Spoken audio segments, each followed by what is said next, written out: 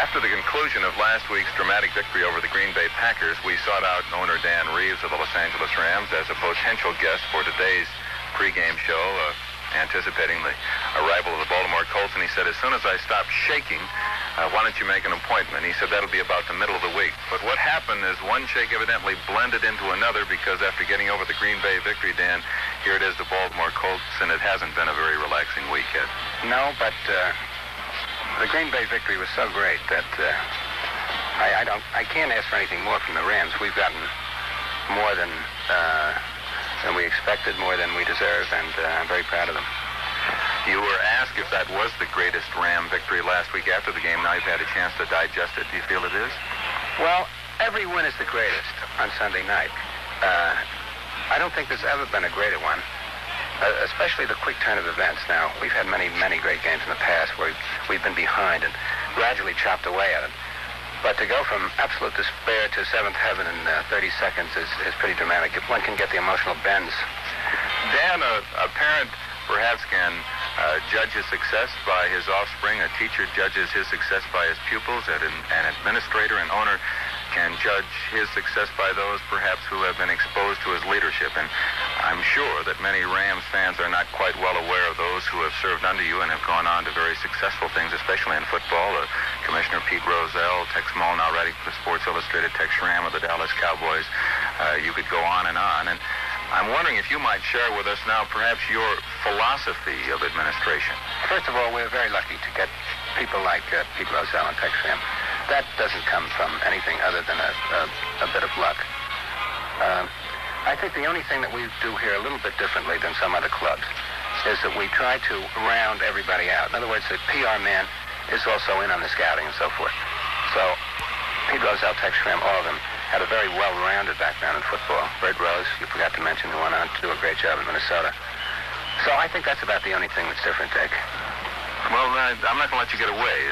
As a leader, you have to be either very strong at times or very humane at times. Sometimes good leaders can't be too humane, but some have criticized you that you like people too much. Oh, I don't think I'm too strong. My children rule me, and George Allen rules me, and everybody else does, so at least I know it. George Allen does rule you. Yes, I'm being facetious there, of course. He's done a completely magnificent job. But it's up to the head coach to handle the football team. A successful owner just must back his coach all the way. 100% even. Even though you may not 110%. Well, yes.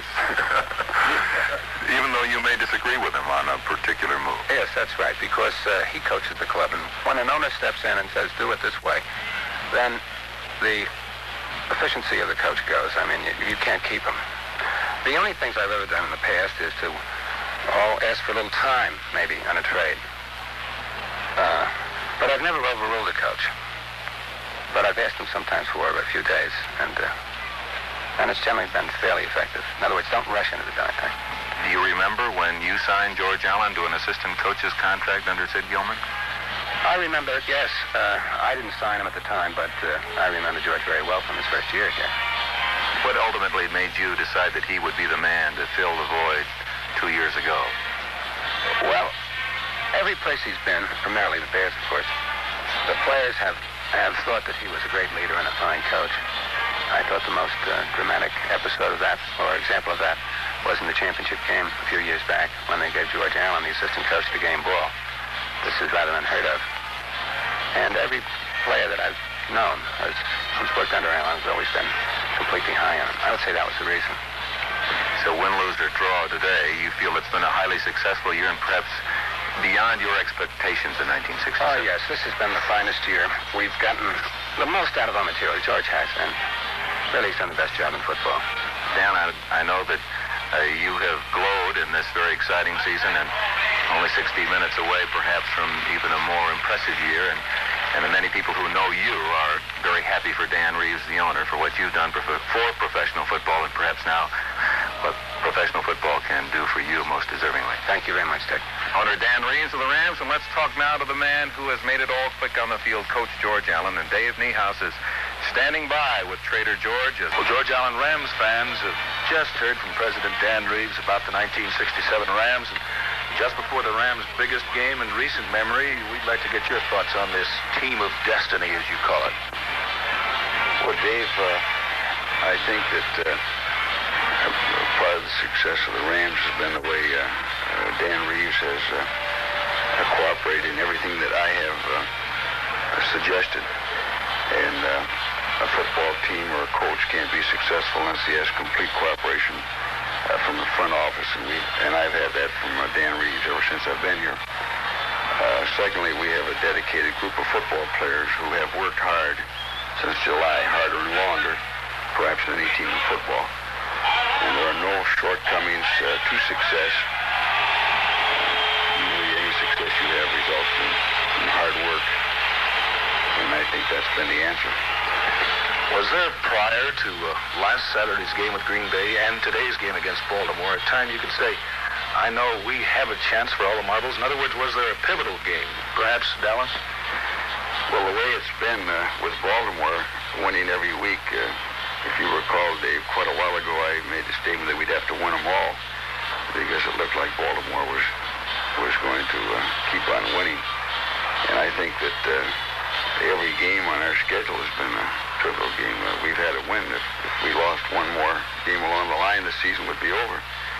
And I think that one of the big games that helped make our football team was way back in the preseason when we came from behind and beat the Kansas City Chiefs. I think that was an important game for us. And I also think beating Dallas in the preseason game gave the team confidence. And I don't know whether you realize it or our fans, but the Rams now have beaten every divisional champ. We've beaten Dallas twice. We beat Cleveland in the preseason. We beat Green Bay this last week. So we have defeated every divisional champion this year. In other words, it is very important to establish a winning attitude early. Well, that was our thinking, Dave. We wanted to play a lot of people, and we experimented quite a bit with new men, but yet we still wanted to win the football game. Okay, to today's NFL showdown, the Baltimore Colts. I'm wondering, 7 weeks ago, you say you foresaw today's game as being for all the marbles, but did you really think Baltimore would be undefeated? No, I thought somewhere along the line they'd slip up, Dave. I didn't think any team in the National League could go through undefeated. I thought it was impossible in modern football. I was talking with the Rams publicist Jack Teal earlier in the week, and he did some research on the subject, and I believe it is the first time in NFL history that an unbeaten team has faced a once-defeated team for, well, the championship. Yes, we have been told that our records indicate that this is the first time in history. And actually, this is a championship game if you wanted to classify it that way. Now, Baltimore means Unitas and more, but because of Johnny U, are there special problems in defensing this Colt team? Well, Unitas is perhaps the finest quarterback in football today. He's having a great year, and he's very hard to catalog. He's not a stereotype quarterback. He'll do anything, anytime. That makes it difficult to defense him. I think that any team you put Unitas on is going to be a pretty good football team. George, thank you so very much. Dick Enberg and I want you to know, no matter what happens today, win, lose, or draw, George Allen and his 67 Rams will always hold a number one spot for our all-time sports thrills up to this point. Thank you. Thank you very much, Dave, and I hope we can be all smiling after this ballgame. From Phoenix to Fairbanks, St. Louis to Hawaii, and around the world on Armed Forces Radio, good afternoon, everyone. Dick Enberg with Dave Niehaus, greeting you from the sun-soaked Memorial Coliseum in Los Angeles. Final game of the National Football League season. The unbeaten Baltimore Colts meeting the once-defeated Los Angeles Rams. And to the winner, the Coastal Division Championship and a ticket into the playoffs. Big is an easy cliche upon which we sportscasters often lean, but today it's not just a verbal crutch.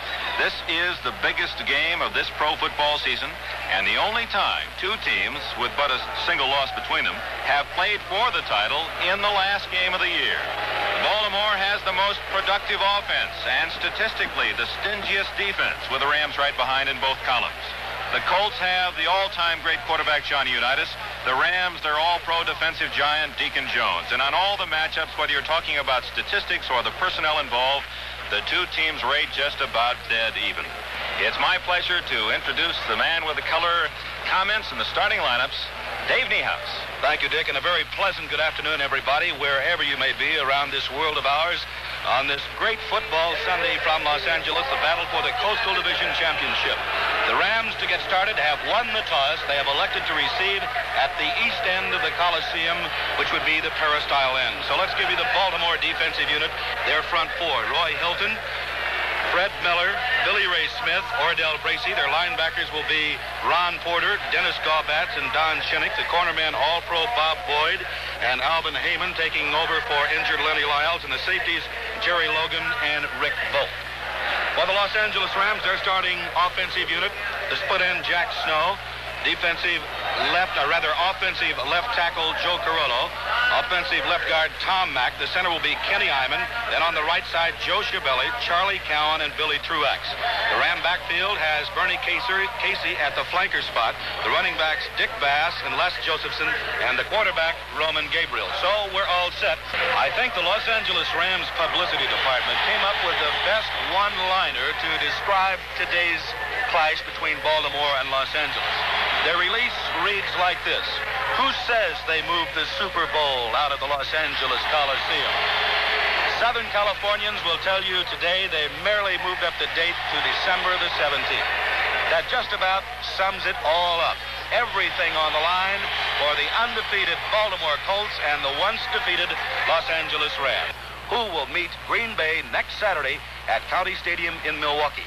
We're about to find out, and to tell you about it, the voice of the Rams, Dick Enberg. Thank you, Dave, and it's mighty nice that so many of you folks could be with us today, perhaps the largest Rams football network ever. And on the chalkboard in the Rams dressing room before this game, and perhaps the same or in similar terms might have been on the Baltimore dressing room board, it said in small letters way up in one corner, "Our day. Our day. The Rams and the Colts." Winner goes on for perhaps the big payoff and head on toward the Super Bowl. Must get by Green Bay next week. But we're getting way ahead of ourselves. Time now for the first 60 minutes of this ball game. And Lou Michaels, an ex-Ram, a southpaw kicker, to drill the ball toward the Rams goal line where Clancy Williams and Willie Ellison await. The kick is high, end over end, and fairly short. Taken by Williams at the 6, to the 10, 15, 20, up the middle. Stumbles and falls at the 25-yard line. The tackle made by Preston Pearson, a rookie from Illinois. There is a flag down at the Baltimore 45-yard line, which may indicate at Baltimore offside. The Rams have the ball at the 25. The kickoff is the one play in the entire game where you have all 11 defensive players spread out the full width of the field, and so the Rams will take that penalty and force Lou Michaels to kick off again. I suppose in all the analyses that have been made regarding this game and how it might finally be determined, that perhaps the one phrase that keeps cropping up most often is mistake. The team that makes the mistake is liable to be the loser, and both teams might just be waiting for that one big mistake. Many feel this will be a conservatively played first half, waiting for the other team to bring up the air. Michaels' kick, high, end over end, a better kick. It chases Ellison to the 3, 5-10 up the middle, 15-20, 25. He's to the 28-yard line. First down for the Rams. So on the offside penalty, they gain about 3 yards. Tackle made by Jerry Hill, the fullback from Wyoming. They spotted closer to the 29-yard line. A return of 26 yards by the rookie Willie Ellison from Texas Southern. The Rams huddle at the 20, and defensively the blue-jerseyed Colts dig in. Out of it come the Rams' Ken Iman. Over the ball from Southeast Missouri State. Jack Snow is sent to the right. Bernie Casey is the flanker left. Josephson and Bass are split behind quarterback Roman Gabriel. Gabriel hands off to Bass, right tackle. Tries to get to the outside, crosses the 30 to the 31-yard line. That's all he can get as left linebacker Ron Porter made the tackle. A rookie following the play, catching the stumbling Dick Bass. 2-yard gain, 2nd and 8 Los Angeles. Porter, one of 7 rookies on Don Shula's Baltimore team, and Ray Perkins, out for the year with a knee surgery, would make 8. That would be 20% of his roster, rookies. The Rams have only one rookie, Willie Ellison, the man who returned the kickoff. Shula has blended the rookies with about 7 men over 32 years old and with 10 or more years NFL experience. 2nd and 8. Gabriel audibleizing, shifts Bass to fullback. Gabriel to pass. Flag is down. Gabriel has all day. Throws complete to Bass at the 30, 35. Skips to the 39. That would be close to a first down, but check the flag. Bob Boyd, the great all-pro left corner for the Colts, made the tackle. The balding Oklahoman. And now let's wait for the penalty determination. Evidently, it is against Baltimore. It's a first down, Los Angeles. Tommy Bell, the referee, now motions offside. Colts declined by Los Angeles. And just short of the 40-yard line, Los Angeles has the initial first down in this game. Out of it come the white-jerseyed Rams with blue trim, blue helmets with a white horn on the side. The Colts in just the reverse attire with blue jerseys and white trim. Gabriel using plenty of time, hands off to Josephson, a sweep to the left. He's at the 40, 45, 46 as he stumbles forward, knee down at the 45. Don Shinnick, the right linebacker, securing the tackle on a shoe-top stop. Tom Mack of Michigan, the pulling left guard, leading the interference. Mack 6'3" and 250. His daddy was Ray Mack, the outstanding infielder with the Cleveland Indians, who teamed with Lou Boudreau in a double play combination with the American League champions in the 40s. Josephson, who has been the big surprise on the Rams team this year, picks up 5. It is 2nd and 5 at the Los Angeles 45-yard line. No score, just underway. Oops. The Rams may have charged offside as Josephson takes the carry to the 50-yard line and close to a first down. Plunging straight ahead, Dennis Gaubetz, the middle linebacker, with a tackle. But it appeared that the entire Rams line had jumped a half step offside. Perhaps the only man missing the count was center Ken Iman. And the 5-yard penalty for backfield in motion, although they could have called it backfield in motion or offsides against the Rams, is marked off. So the Rams lose the 5 they gained on the first play. So it's 2nd and 10 Los Angeles. And Coach George Allen, who has sent his team through 19 games, counting the preseason with only 1 defeat, squats in a catcher's position on the near sidelines and watches intently as Josephson tries left guard 45. He cracks to the 47. A good hole opened by Mack and Carollo on the left side. Don Shinnick, who played his college football here in the Coliseum while a member of the UCLA Bruins. He was a guard and fullback back in the 50s and has been an outstanding performer in the National Football League now for 11 years. Final score, Philadelphia defeats the Century Division champion Cleveland Browns 28-24. Eagles 28, Browns 24.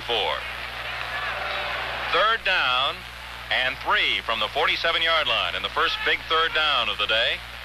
The Colts adjusting their defensive linemen, stunting as Gabriel back to pass on 3rd down. He's throwing for Casey. He has Casey. First down, 40-yard line, Baltimore territory.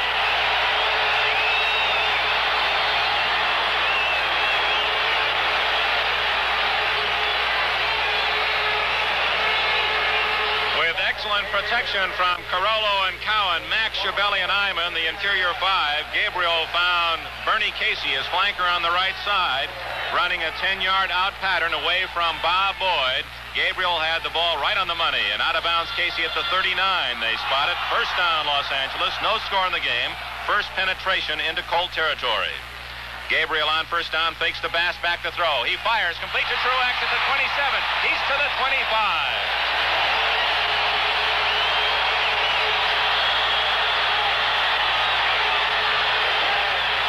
Strong safety Rick Volk, a rookie from Michigan, made the ankle tackle of Big Bill Truex, a 6'5", 240-pound tight end from LSU. And Gabriel right back with a 14-yard gain to his tight end. Final score, Detroit 14, Minnesota 3. Lions defeat the Vikings 14-3. First down at the Colt 25. Gabriel has his line set with Casey left and Snow to the right. Bass will try right in. Behind Schiavelli. He's to the 25. He fumbles. It hits an official. That's a free ball. And actually, the official's interference may give the Colts the ball.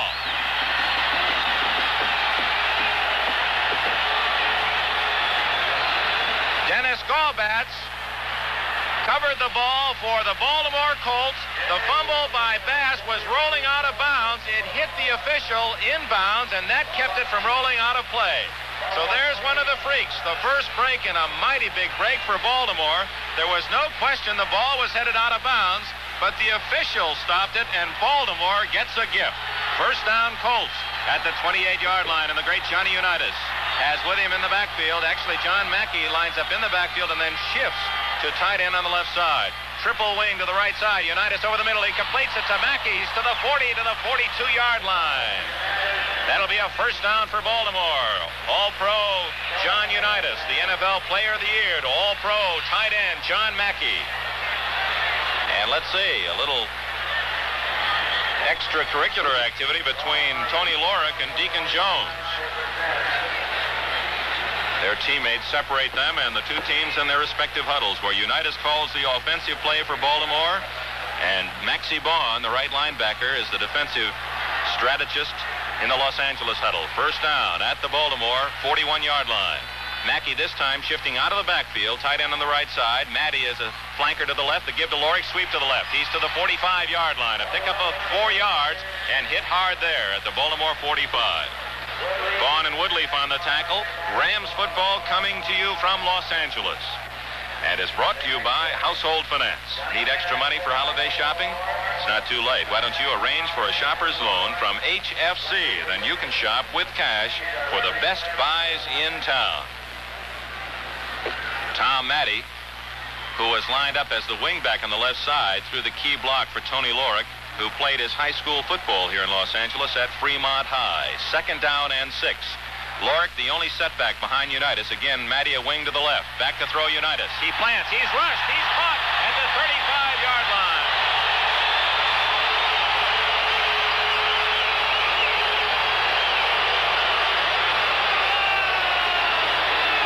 The fan reaction in the background is for the decision that the Rams had not recovered a fumble, but Unitas had been tackled, and then the Rams stole the ball away. Roger Brown made the tackle for Los Angeles, 6'3", 290, the ex-All-Pro with the Detroit Lions. And Doug Woodleaf, the middle linebacker, is replaced by Claude Crabb as the Rams use 5 defensive backs with a third down and about 16 facing Unitas and the Colts at the Colt 36-yard line. The wing this time is Matty, the slot to the right. Mackey split away. Richardson outside him. The quickie to Matty, complete. Tackled immediately at the 40. That'll be far short of the first down. And the Colts will have to kick. Chuck Lamson with a tackle as he came up to meet the play. And the defense is awarded.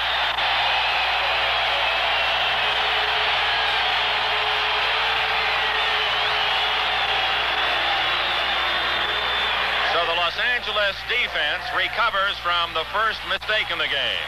And in to kick David Lee for the Baltimore Colts. He stands at the 26-yard line. Cross and Metter are deep to receive. Spinning kick sails toward Irv Cross. He fields it at the 14, gets a block. Another block at the 20. 25 to the outside. He slips, and he's out of bounds at the 29-yard line. Now the official says he stayed inbounds across the 30 to the 33.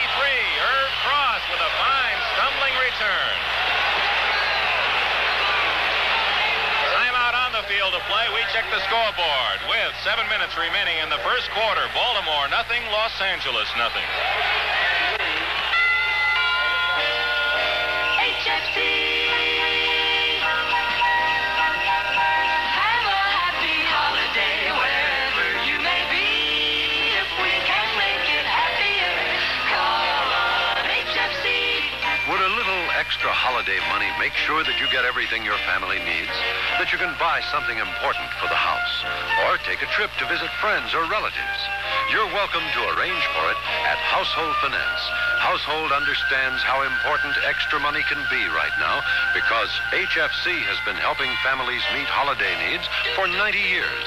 Would a loan help you have a happier holiday? Remember, have a happy holiday wherever you may be. If we can make it happier, call on HFC. Household Finance has more than 1,500 offices throughout the U.S. and Canada to serve you. See your phone book for the nearest one. Back at the Coliseum in Los Angeles, Dick Enberg and Dave Niehaus high atop this sellout crowd of 76,000 plus. That was a 45-yard kick by David Lee of Baltimore, and an 18-yard return by Irv Cross with blocks from Metter and Mack chopping down Baltimore tacklers. First down Rams at their own 33-yard line, and Gabriel puts the offense in gear again. Checking the Baltimore defense, he hands to Bass up the middle. Good hole. He's across the 35 and burrows his way to the 38-yard line. Billy Ray Smith from Arkansas and an ex-Ram made the tackle. Final score from New York. The New York Giants 37, the St. Louis Cardinals 14. And we'd like to welcome all you fans in the Midwest listening to this broadcast on KMOX, the voice of St. Louis.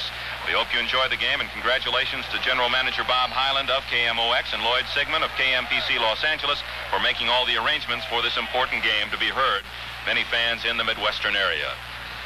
Second down and 5 Los Angeles at their own 38-yard line. Gabriel hands to Bass, big hole, 40. He's to the 45, into the clear to the 50, and he's tripped up at midfield.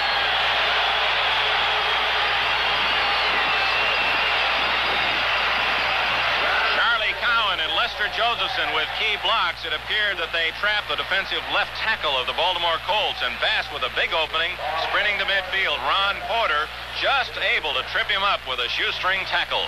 The ball is in Los Angeles territory, a half-yard short of the 50-yard line. Casey is sent to the left, and Jack Snow is split only about 4 yards to the right side. Gabriel fakes to Josephson, back to pass. He looks, he's rushed, he fires, complete to Truax at the Baltimore 47, and Bob Boyd ties him up and wraps him down. Boyd, just a little competitor, 5'10", 192 pounds. A great athlete from Oklahoma, where he was a star quarterback for Bud Wilkinson. He was really physically mismatched. He was giving away about 50 pounds and 6 inches to Bill Truax, but he nevertheless picked up the tight end for Los Angeles, had him in midair out of control, and a la one of those professional wrestlers was going to toss him to the mat, and did. The gain, second down and 6. It was a game, we'll make it 2nd and 7, only 3 yards in the pass play in Baltimore territory at the Colt 47. Gabriel using plenty of time, and now back to pass. A quickie to Bass, complete in the left flat. He's to the 45. He's to the 40-yard line. A flag is down. Rick Volk, safety man for the Colts, made the tackle.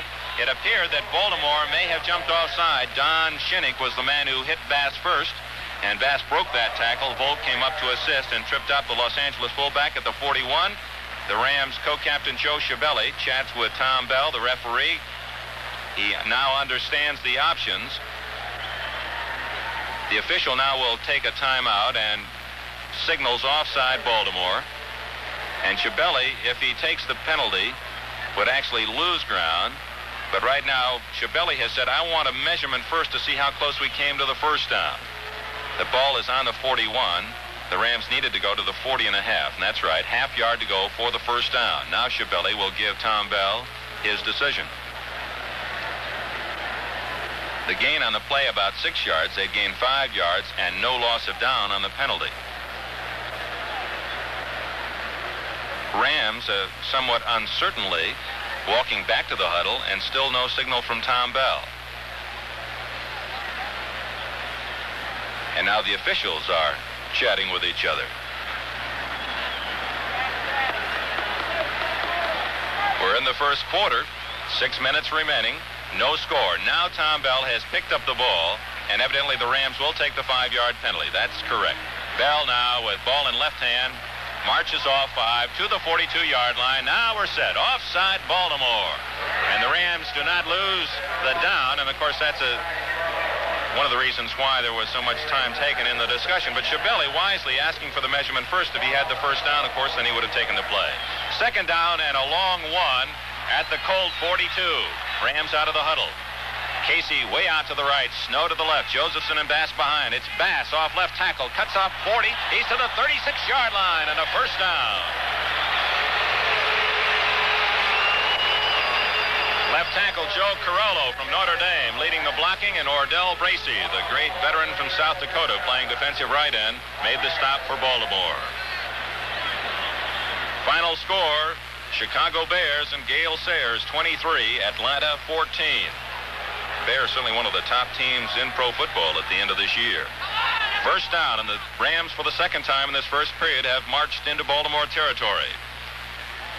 Gabriel to Josephson, a sweep to the right. Flag down. Josie is wrapped up right at the line of scrimmage and perhaps for a loss at the 38-yard line. Flag down. Jerry Logan, the free safety, came up to make the stop for the Colts. From the position of the flag, one would suspect that it is a Rams penalty and could be a major infraction. And it is. Bell dances 15 toward the Rams goal, plants the ball at the Los Angeles 46-yard line. Holding. Rams. It comes with 5 minutes and 10 seconds remaining in the first quarter. No score, and the Rams now on 2 mistakes. The fumble by Bass, recovered by Baltimore in Colt territory, and now marching into Baltimore's end of the field for the second time. The Rams are chased back with a major infraction. So it is 1st and 25 for the Rams at their own 47-yard line. Josephson straight ahead. Oh, no room to run there. He gets a yard at best. Trying left guard, Fred Miller from LSU.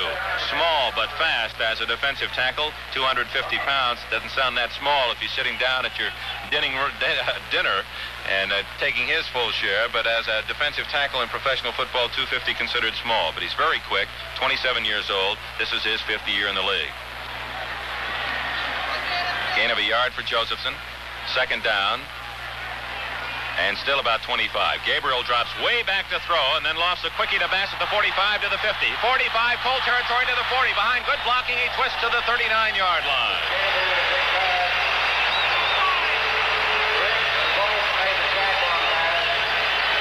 Rick Volk, the strong safety, made the tackle. They spotted at the 40-yard line in Baltimore territory, so the Rams on that play gained 13.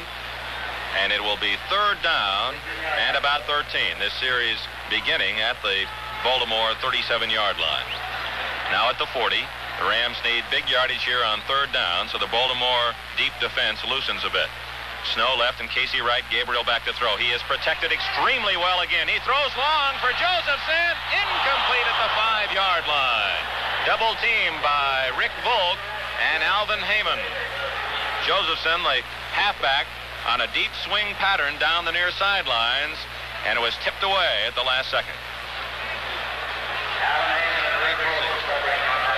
And on his 6th try of the day, Roman Gabriel has his first incomplete pass.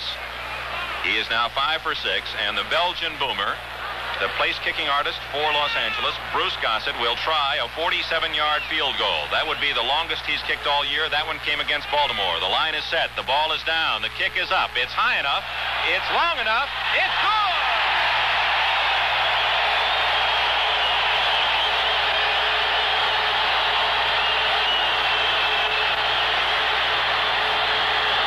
With timeout on the Coliseum scoreboard.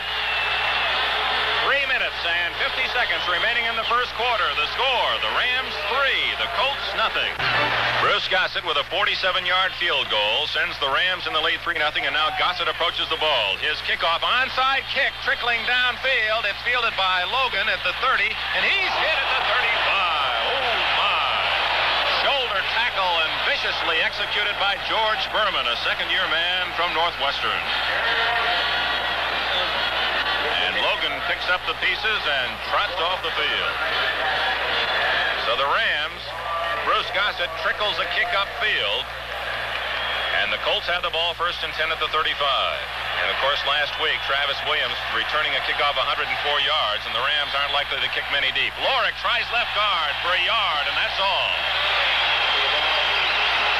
Tackles by Olson and Brown. We pause for station identification. This is the Golden West Radio Network. This is Val Clenard, KMPC News, extending season's greetings from the most progressive news department in radio. Tune 710 every hour on the hour for the fastest, most accurate news reporting. And Merry Christmas from KMPC Los Angeles. Unitas on 2nd down, tosses to Berry in the left flat, complete, and I believe for a Baltimore 1st down. Berry is out of bounds at the Rams 40. Let's see where they spot it. Check it. It's at the Colt 48-yard line, and it is a Baltimore 1st down. That is their 2nd 1st down of the day, as Unitas tossing a little melon out in the left flat to the great Raymond Berry, his split left end. Irv Cross runs Berry out of bounds. That is only the 11th catch this year for the SMU All-American. They give to Lorick, hit in the backfield, gets away, but he only gets away for a couple yards, and tough yards they are off left tackle to the 49-yard line. Hit hard in the backfield first by Deacon Jones, and then the tackle secured by Maxie Bond. Rams football is coming to you from Los Angeles.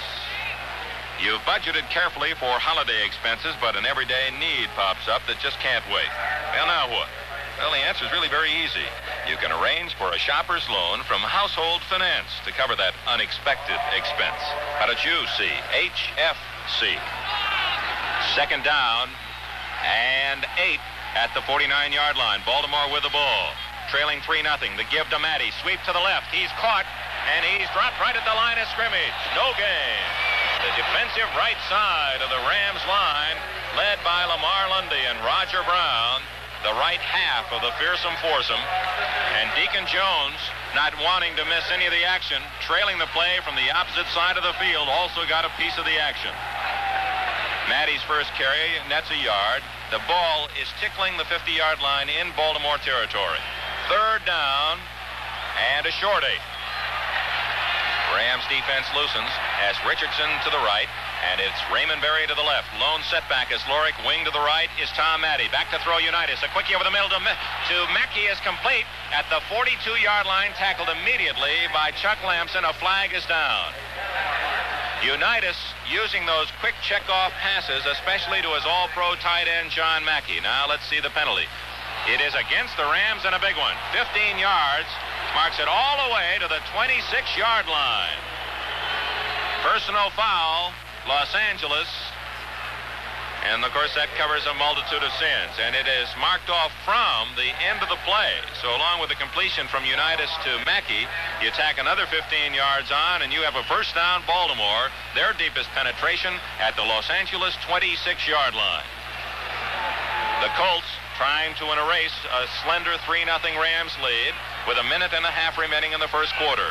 Matty in the backfield with Lorick as Unitas back to pass. He pumps once. He's throwing deep for Berry. Incomplete. Cross covering Berry well and pinned Berry against the far sidelines.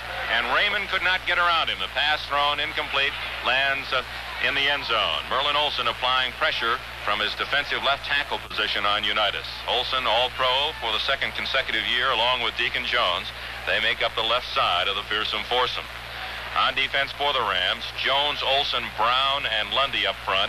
The linebackers are Pardee, Padios, and Vaughn. Williams and Cross at the corners. Lamson and Metter the safety men. Unitas hands off to Matty, sweep to the left. He cuts back at the 25 to the 20 and zips to the 17-yard line. Fine effort by Matty, and he is close to a first down, but short by a yard. Metter made the tackle along with the trailing Roger Brown. Dan Sullivan, the right guard from Boston College, pulling out and led the interference around the left side. It is close enough for a measurement as they spot it closer to the 16-yard line. And referee Tom Bell has asked for the chains. John Unitas, wearing that familiar 19, hands on hips, shoulders hunched forward, watches and notes that the ball is short by about the half the distance of the ball of a first down. Third down and inches for Baltimore. Final score from Green Bay, and the Pittsburgh Steelers defeated the Packers 24-17. Pittsburgh 24, Green Bay 17. So Vince Lombardi tastes defeat in 2 straight weeks, and I wonder if that's happened to Lombardi in the last 6-7 years. Green Bay Grizzly will be growling next week when his team meets the winner of this game in Milwaukee. Third and inches. Unitas has his ends in tight. Lorick and Matty behind him. It is Lorick straight ahead. 15. He's got the first down at the 13-yard line. And a good hole opened in that defensive front four of the Rams by Glenn Ressler, the left guard, and Bob Vogel, the left tackle. Eddie Metter and Chuck Lamson made the stop for Los Angeles, the 2 safety men having to come up to assist on the tackle. Ball is spotted closer to the 12-yard line. Let's call it the 12. First down, Baltimore. This could be the last play of the first quarter. The Rams leading 3-0. Unitas has his line set. Unitas to pass. He plants. He fires. Touchdown, Richardson.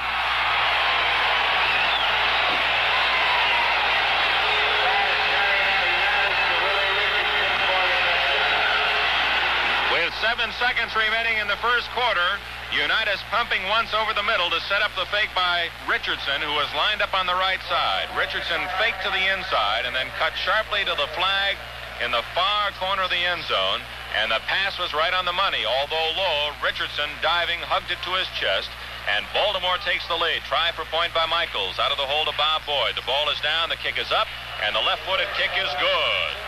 With timeout and 7 seconds remaining in the first quarter, the score, Baltimore 7, Los Angeles 3.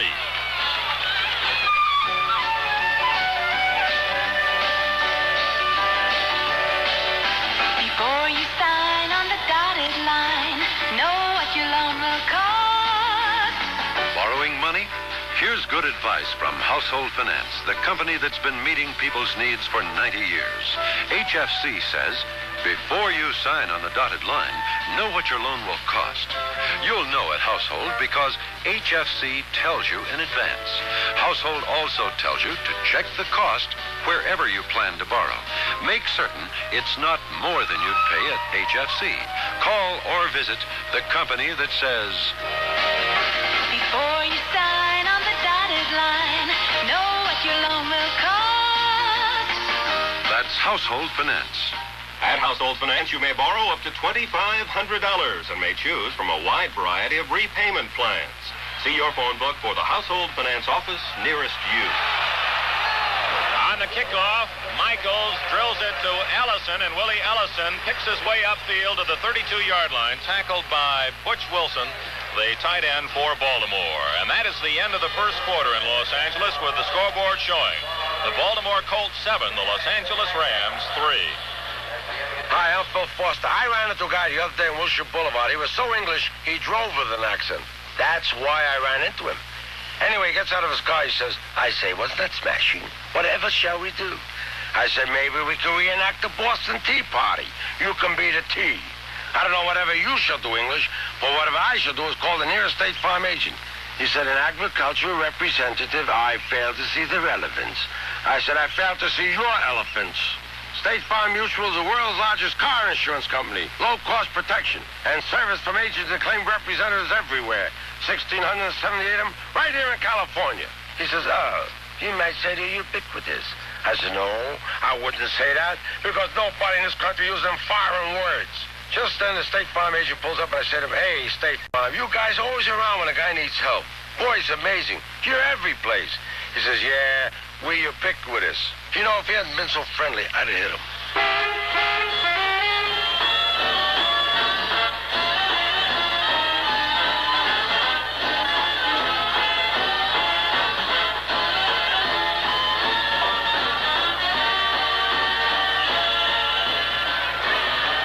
Well, it's just around the corner, and we wish all of you and yours a merry and meaningful Christmas.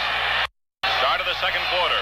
From the Coliseum in Los Angeles, the Rams trailing the Baltimore Colts 7-3. Los Angeles with the ball at its own 31-yard line. Gabriel under center. Ken Iman checks the Baltimore defense. He gives straight ahead to Dick Bass. No hole, and Bass spins for a couple yards off right tackle to the 33-yard line. Ron Porter made the stop for Baltimore. They spotted at the 34-yard line, a gain of 3 by Bass. 2nd and 7.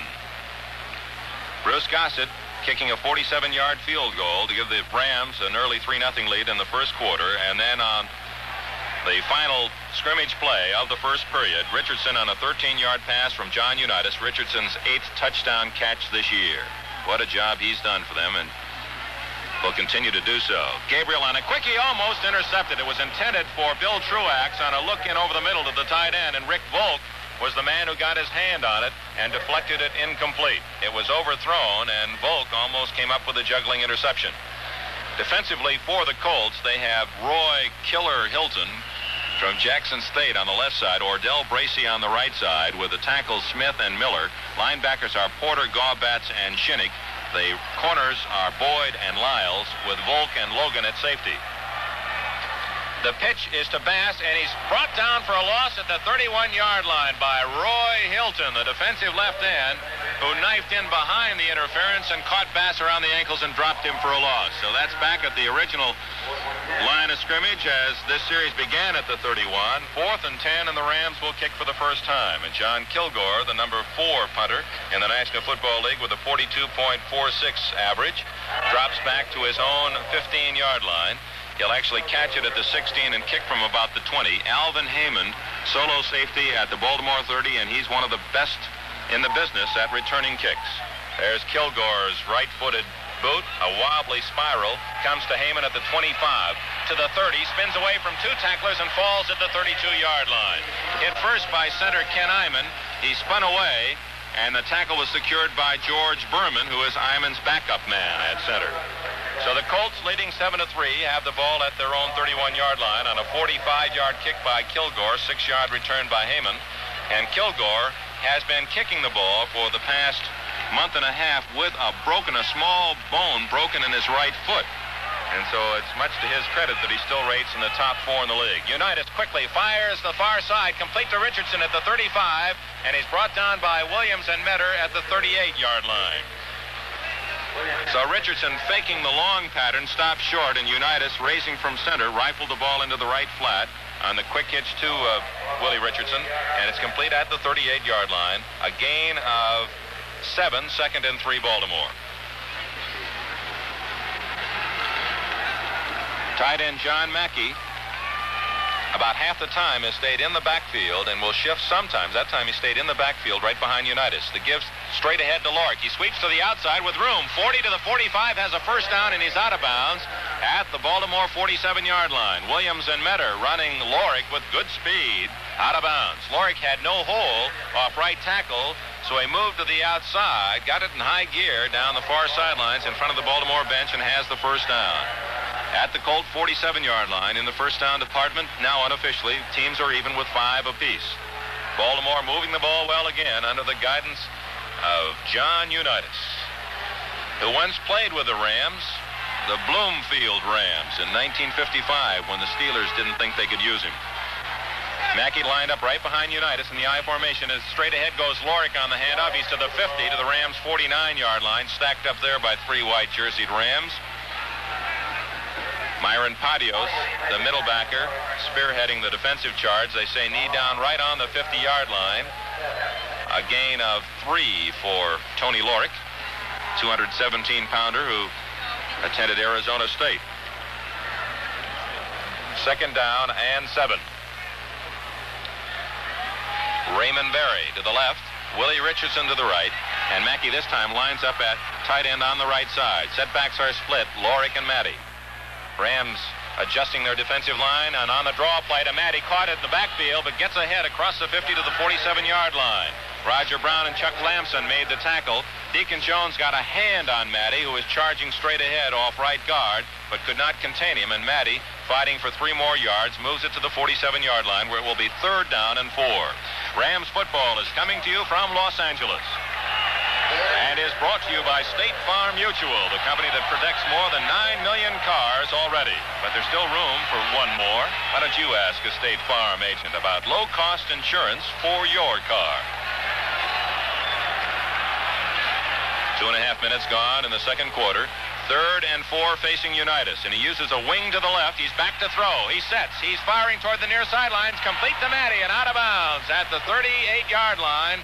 That'll be good for the first down. Tom Matty out of the backfield. He was the wing back on the left side, catching the perfectly tossed pass by Unitas, who lofted it high, and Matty ran under it away from Maxie Bond and Eddie Metter in the first down at the Rams' 39-yard line they spotted.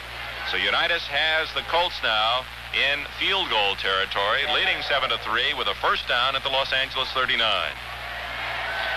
And the master with his head in the huddle calls the play. Unitas sends his team out of there. Dick Szymanski over the ball from Notre Dame, 34-year-old, 12-year veteran. Berry left, Richardson right, Unitas to throw. He's firing for Richardson. It is caught by Richardson, but he loses it out of bounds as Williams hit him at the 11-yard line. Richardson making a leaping try for the ball, had hugged it to his chest, then Williams threw a cross-body block into him, knocking him out of bounds and knocking the ball loose out of bounds.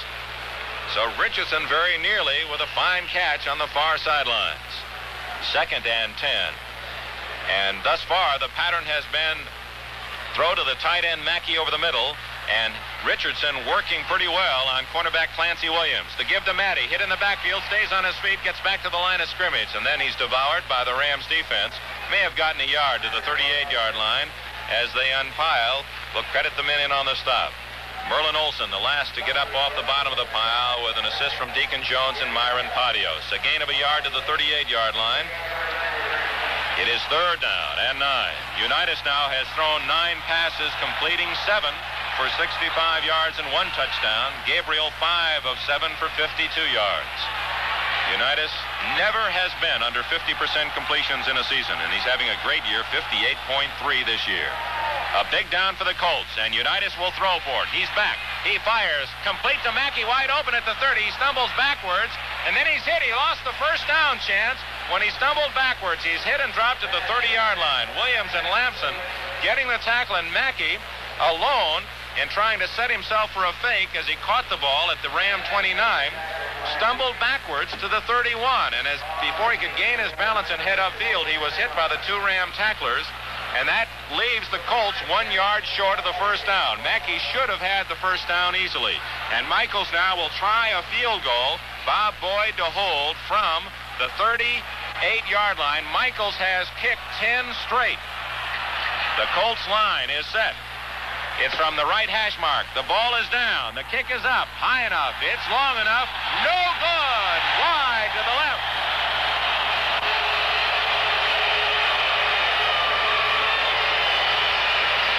And with timeout, 9 minutes, 35 seconds remaining in the first half. The score remains the Colts 7, the Rams 3. Hi, this is George Carlin. I get a kick out of pushing the buttons on my car radio, going quickly from the middle of one commercial into the middle of another commercial. You get some rather unusual advice, like this. Rub generously into your scalp at bedtime and you'll wake up covered with thick, creamy chocolate sauce. Then I wondered if people switch stations in the middle of my commercials for State Farm Mutual, the world's largest car insurer, would they still get the message? Let's see. State Farm has a coast-to-coast claim service network to give you fast, friendly claim service anywhere, in your own town or as you're driving. Non-stop from Los Angeles to Honolulu, 7 times daily. No wonder State Farm insures more than 9 million cars, and no wonder the drivers of those cars invite you to take 1 can of tomato paste, pour it in your gas tank, and you'll be amazed. At State Farm's low rates, too. And remember, there are more than 9,500 State Farm agents across the country. Get to know the one nearest you, and keep an extra one in your glove compartment.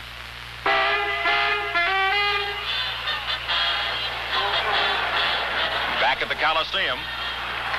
9 minutes, 35 seconds remaining in this second quarter. Michaels misses a 37-yard field goal, snapping his 10-game kicking streak. And the Rams have the ball 1st and 10 at their own 20-yard line, trailing 7-3. Josephson and Bass behind Gabriel. Gabe fakes to Josie. He looks. He throws long upfield for Snow. Snow's open at the 35-30, 25-20, down the sideline, 10-5, touchdown.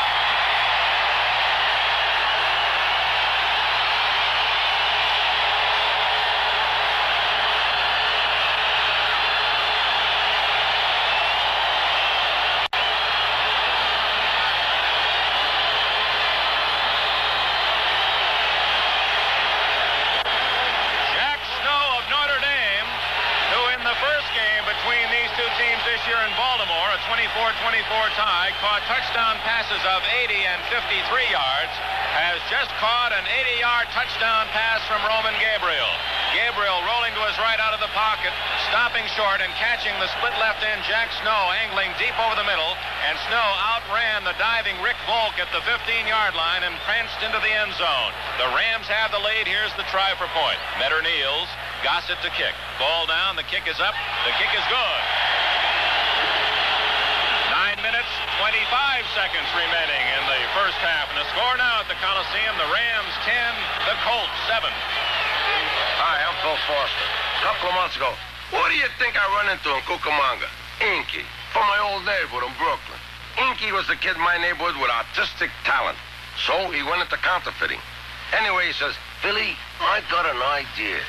You know that bumper sticker you and the other guys talk about on radio? I said, yeah, Inky, the State Farm bump emblem. Means low cost and big protection from State Farm Mutual, the world's largest car insurance company, and the best car insurance buyer in California. Inky says, yeah, Philly, that's the one. Now, as soon as I finish one more batch of 20s, I'm going to start counterfeiting them State Farm bumper stickers. And with that, Inky went off to make his last batch of 20s, which turned out to be his last batch of anything. Inky got a little too artistic and put a pair of sunglasses on Andrew Jackson. So I can guarantee you won't have to worry.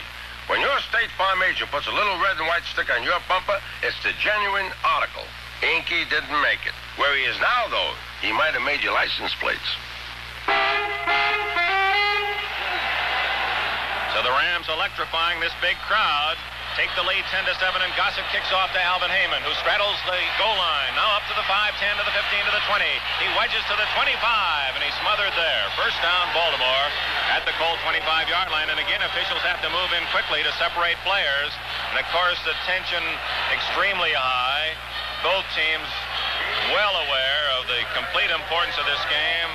And as good businessmen, they know that only the winner will go on and win the playoff money and, of course, on to the Super Bowl. For many of the players on the field today, they could practically triple their football income with victories in the next 4 weeks.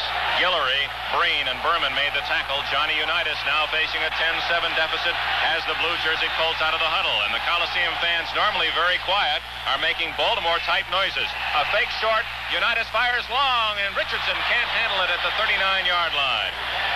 As Unitas pumped short to Mackey over the middle and then gunned it to Richardson along the far sidelines. The ball was thrown a little high, and Richardson, away from Clancy Williams, could not hang on. Deacon Jones, applying pressure from the left side, may have forced Unitas to throw that ball a little higher than he wanted to. 2nd and 10 Baltimore at the 25-yard line. Snow on that long touchdown pass. It was thrown about 50 yards in the air. It wasn't lofted very high. It was drilled, and Snow had to wait just a half step for the ball, but then he outraced Rick Volk for the goal line. Rams almost charge offside. 2nd and 10, Unitas to throw. A little swing pass complete to Lorick at the 20, 25. He's to the 30. Fights his way to the 29-yard line. Actually got to the 30 and then backed off as Myron Panios leads the defensive charge. Also over there was Eddie Metter. And the Metter tackles are often easy to recognize by all fans who have seen the little competitor from Arkansas Tech battle. He makes the kind of tackle where the ball carrier drops right there. At the 29-yard line, a gain of 4. It is 3rd and 6 Baltimore, and the Rams trying to encourage their defense. Raymond Berry to the left. Richardson to the right. Maddie and Lorick are split behind Unitas. The strength is to the left, alongside of the field. The quickie is deflected at the line of scrimmage. Lamar Lundy or Roger Brown deflected the ball at the line of scrimmage. Incomplete. I believe it was Brown. And the Rams defense forces Baltimore to kick.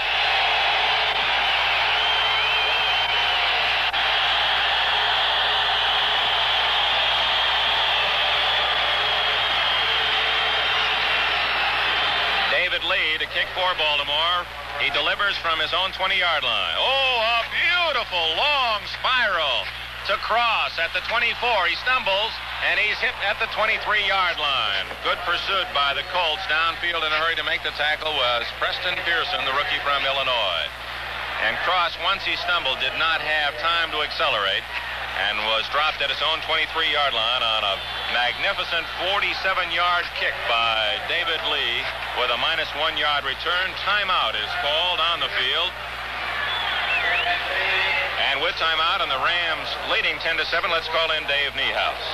Dick, with a check of all the other scores, if you haven't heard, the Philadelphia Eagles lead the Cleveland Browns 28-24. Now in the third period of play, Kansas City leading Denver 35-17, and Smith has just ran back a kickoff return 106 yards.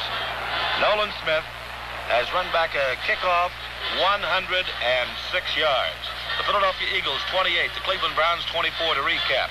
The New York Giants beating the St. Louis Cardinals 37-14. The Steelers beat the Green Bay Packers.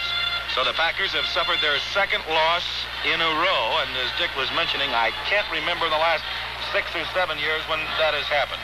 Of course, the winner of this ball game meeting the Green Bay Packers at County Stadium in Milwaukee next Saturday for the Western Division Championship. New Orleans beat Washington 30-14.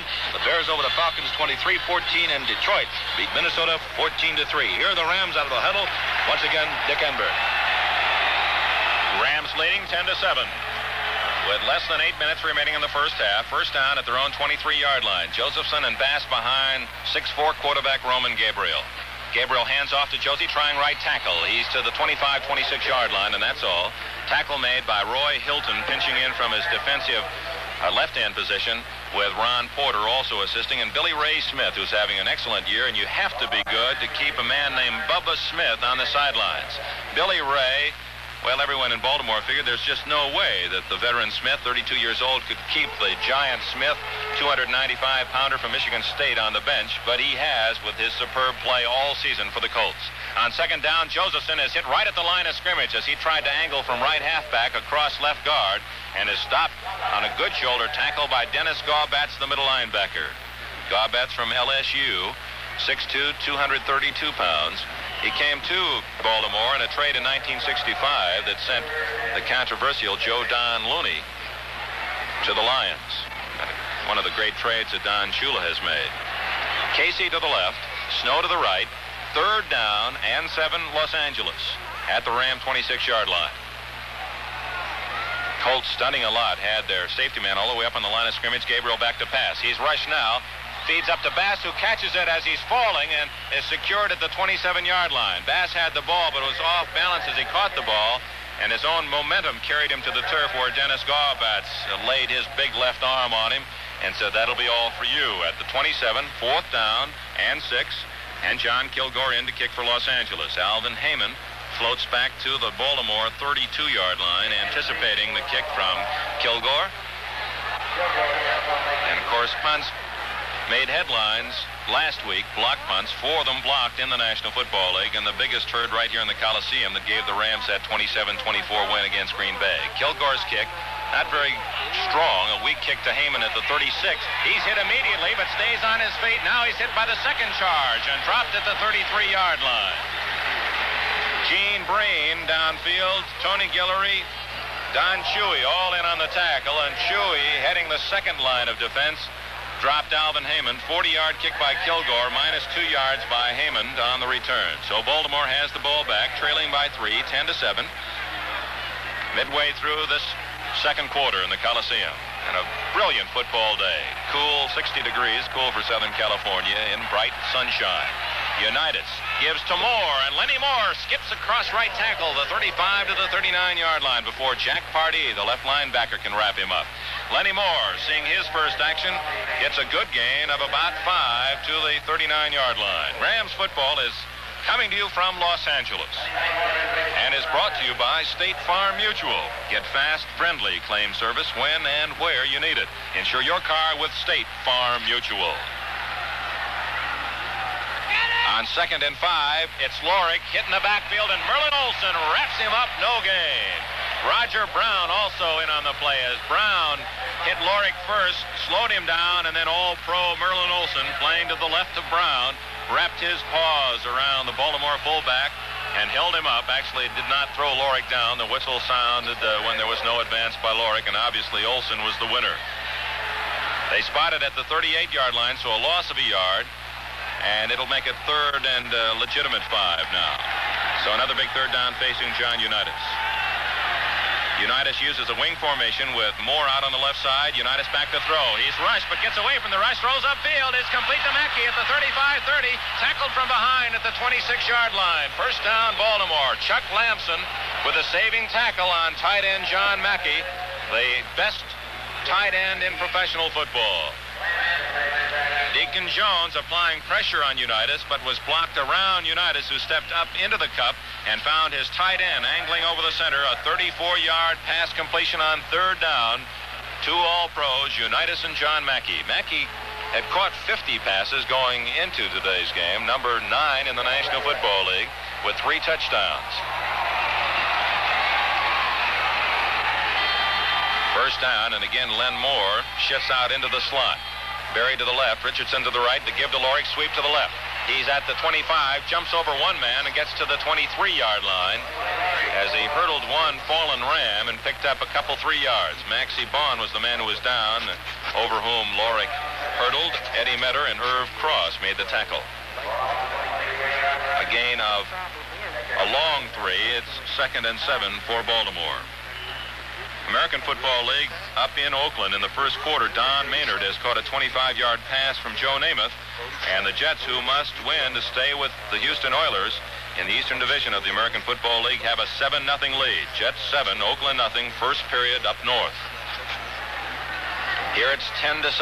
The Rams leading Baltimore, but the Colts on second and 7 at the Rams' 23-yard line are knocking on the door. Berry left, Richardson right, and shifting his Lorick. Back to throw Unitas. He looks. He's caught. He stays on his feet, looks upfield, tosses it up high. Intercepted by the Rams' Metter at the 20-yard line.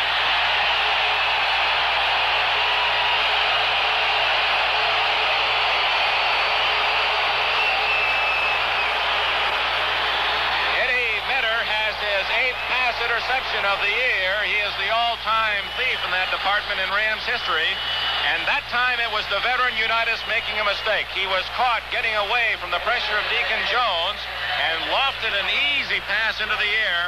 And it was a rather gift interception taken by Metter. Timeout is called. 2 minutes and 40 seconds remaining in this first half. Let's pause for station identification. This is the Golden West Radio Network.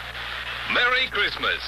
This is Charlie Johnson extending holiday greetings from 710, where you hear Whitting Hill and Helen Trump every morning between 6 and 10 a.m. Happy holidays from KMPC Los Angeles. Well, every competitor hates to admit defeat, and that was the case for John Unitas on that last play. As he had rolled out of the cup and was caught by the Rams' pressure, they hit him hard, but Unitas was able to twist away, but he still had one leg in the grasp of Deacon Jones. And as he was falling, he lofted the ball toward tight end Mackey, and the ball was overthrown and very high, and an easy interception for Eddie Metter. Metter now with 8 in that category, having his best year, and many feel an all-pro year for Los Angeles. First down, the Rams, as they stop the Baltimore charge downfield, leading 10-7, with 2 minutes, 40 seconds remaining in the first half. First down at their own 19-yard line. Gabriel has the ball. Quick, he complete to Truex, 25. He's to the 30-yard line. Truex carrying 2 tacklers with him. Jerry Logan finally made the stop with an assist from Rick Volk. First down yardage, 11 yards. Gabriel to tight end Bill Truex as Gabriel took the snap from center, 1 step backwards, straightened up, pitched it quickly ahead to his tight end Truex, knifing over the center, and Truex bowled his way to the 30. Casey way out to the right with snow, only split about 5 yards on the left side. Gabriel hands the pass. He cuts back off left tackle and gets 5 yards to the 35-yard line. Fred Miller made the stop for Baltimore as we approach the 2-minute warning, and now that 2-minute warning is given. We check the Coliseum scoreboard with 2 minutes remaining in the first half. The score, the Rams 10, the Colts 7. Hi, I'm Phil Foster. I ran into a guy the other day on Wilshire Boulevard. He was so English, he drove with an accent. That's why I ran into him. Anyway, he gets out of his car. He says, I say, wasn't that smashing? Whatever shall we do? I said, maybe we can reenact the Boston Tea Party. You can be the tea. I don't know whatever you shall do, English, but whatever I shall do is call the nearest State Farm agent. He said, an agricultural representative, I fail to see the relevance. I said, I fail to see your elephants. State Farm Mutual is the world's largest car insurance company. Low-cost protection and service from agents that claim representatives everywhere. 1,678 of them right here in California. He says, he might say they're ubiquitous. I said, no, I wouldn't say that because nobody in this country uses them foreign words. Just then the State Farm agent pulls up and I said to him, hey, State Farm, you guys are always around when a guy needs help. Boy, it's amazing. You're every place. He says, yeah, we're ubiquitous. You know, if he hadn't been so friendly, I'd have hit him.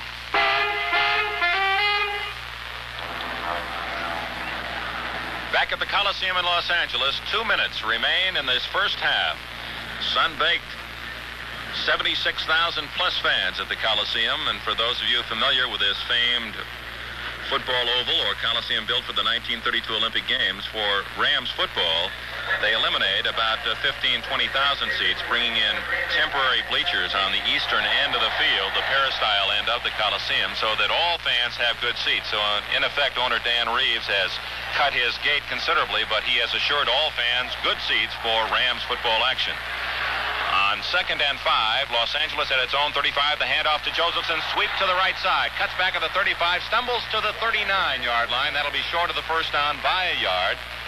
Good peel-back block by flanker Bernie Casey. Dennis Garbats and Logan made the tackle. The Rams do not huddle with the clock running. And 3rd and 1. Here is a big play. 3rd and 1. And the Rams, at times this year, have gambled on 3rd and short yardage for the bomb. Bass and Josephson behind Gabriel. A minute and a half remaining in this first half. The give is to Bass, caught in the backfield, gets his head down and close to the first down at the 40-yard line. A flag is down. That will stop the clock with 1:25 remaining, and Baltimore is guilty, at least on the initial indication. Dennis Garbats made the stop of Dick Bass, 5 yards against Baltimore. First down, Los Angeles. The Colts were a little overzealous and charged prematurely offside. Tommy Mason, the great back from Tulane, acquired by the Rams from the Minnesota Vikings, replaces Lester Josephson.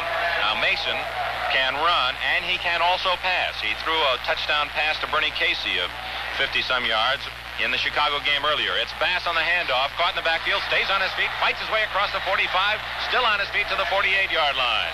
Garbats and others make the stop for Baltimore.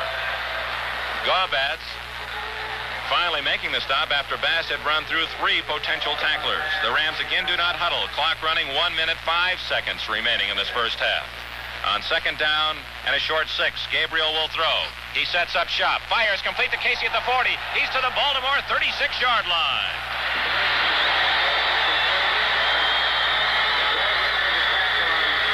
And with the scoreboard clock in the Coliseum showing unofficially 54 seconds remaining in the first half, the Rams call time, and the Rams still have 2 timeouts remaining. With a first down at the Colt 36-yard line, Gabriel has sent his team into field goal territory with the Rams leading 10-7. Other scores today in the National Football League: Philadelphia over Cleveland 28-24. St. Louis down after their loss to Cleveland last week, which eliminated them from their conference championship, lost to the Giants today 37-14. Pittsburgh upset Green Bay 24-17. New Orleans enjoying an excellent first year. The Saints played good football all season. Today capped off their first year in the NFL with a 30-14 win against Washington. It was Chicago 23, Atlanta 14, and the Lions defeated Minnesota 14-3. Yesterday, as you know, San Francisco knocked off Dallas 24-16. In the first quarter at Oakland, the Jets lead the Raiders 7-0. Boston has a 14-7 lead at Miami in the first period. In the fourth quarter now, Kansas City leads Denver 35-17. Yesterday, Houston defeated San Diego 24-17. There you are, right up to date. But this is the big one. The biggest game of the year in professional football. To the winner, the chance to go on into the National Football League playoffs next Saturday at Milwaukee against the Super Bowl defending champion Green Bay Packers. The Rams have the ball and the lead, 10-7, 54 seconds remaining in the first half. First down at the Colt 36-yard line. Rams are out of the huddle. Snow is sent to the right with Casey to the left. Gabriel gives to Mason. Big hole up the middle. He's to the 30 to the 28-yard line as Mason, jumping through a big hole on the right side, opened by Iman and Schiavelli, picks up good yardage. Again, the Rams do not call timeouts. They use no huddle. It is second down and 2 at the Colt 28. Gabriel to throw. Backpedals. He looks. Swing pass to Josie at the 30. Gets to the 25. Knocked out of bounds at the 24-yard line. That stops the clock and a first down for the Rams. Ron Porter made the stop for Baltimore, but not until Josephson had eluded one tackler and then raced out of bounds at the 24-yard line. The clock now shows, and that's the unofficial time, 32 seconds remaining. Porter showing why he has the label of being a good hitter, as he registered a shoulder tackle on Josie to bump him out of bounds hard. First down, Los Angeles at the Colt 24-yard line. Rams lead 10-7. Gabriel hands off to Josephson. Sweep to the right. He's caught. He loses the ball, but it's covered by Joe Schiavelli of the Rams at the 23-yard line. So co-captain Joe Schiavelli of Notre Dame, the man on the spot. And the clock is still running, and the Rams have 2 timeouts remaining. For some reason, they don't call time. And now, finally, one of the Rams calls time with about 13 seconds remaining, and the Rams lost about 9 seconds for some reason, trying to move back into operation without a huddle. And one might guess that they're hopeful of catching the Colts without time to plan their defensive strategy, and that's why they are not using the huddle. The timeout shows 1 timeout now remaining for Los Angeles. And let's call in Dave Niehaus. Dick, at halftime, we're going to have Bill Granholm, the former equipment manager of the Los Angeles Rams, now an assistant to Commissioner Pete Rozelle in New York, chatting with us. Last time we saw Granny, he was attired in a very perspiring T-shirt and dungarees and, tennis shoes down at the locker room in Dallas, Texas after the Rams had won that one, and he's changed quite a bit. We want to talk to Granny. Granny actually has been assigned by the commissioner of football to handle most of the chores for the upcoming Super Bowl game in Miami, Florida on January the 14th. So we'll ask him about his preparations for the big game down in Miami. But the big game right here now with just 13 seconds remaining. The Rams have the ball on the Dallas 23-yard line, on the Baltimore 23-yard line. The Rams probably will try this play, and if unsuccessful, will go for the field goal. Second down and 9 at the Colt 23-yard line. Gabriel backpedals and looks. Well protected. He's firing for Casey. Casey's open. Is he in bounds? Yes, touchdown!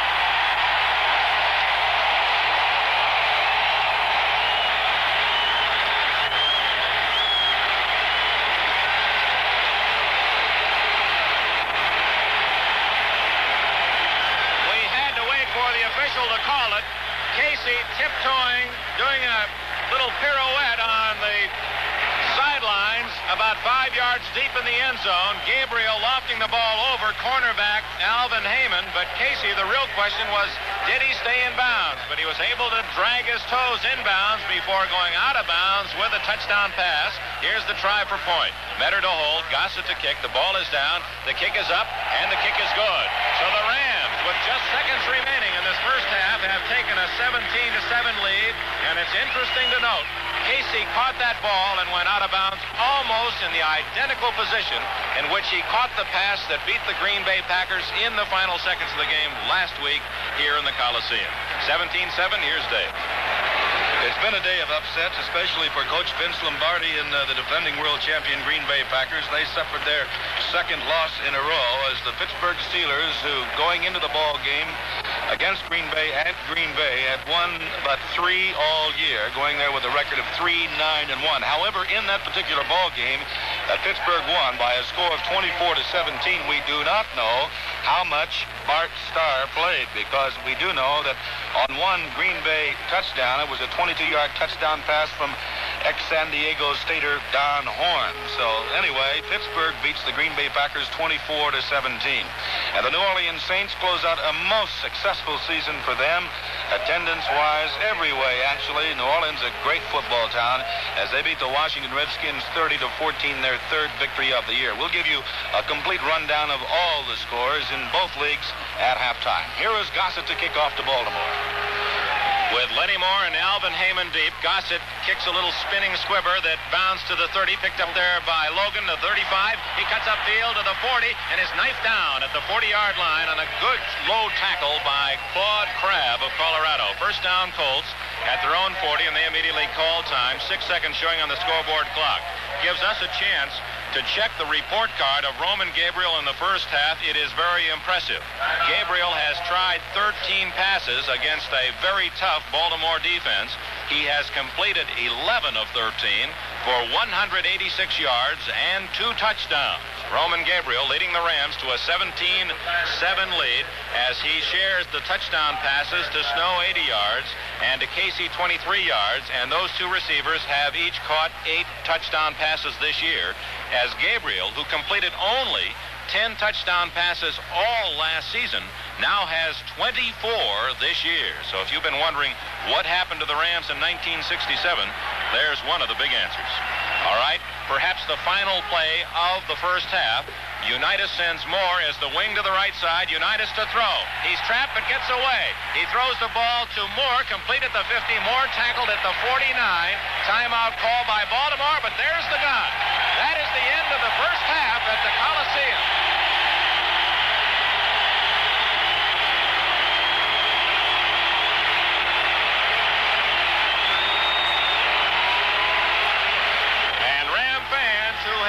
So little to cheer about in the past 10 years, enjoying the first 30 minutes the scoreboard shows at the intermission.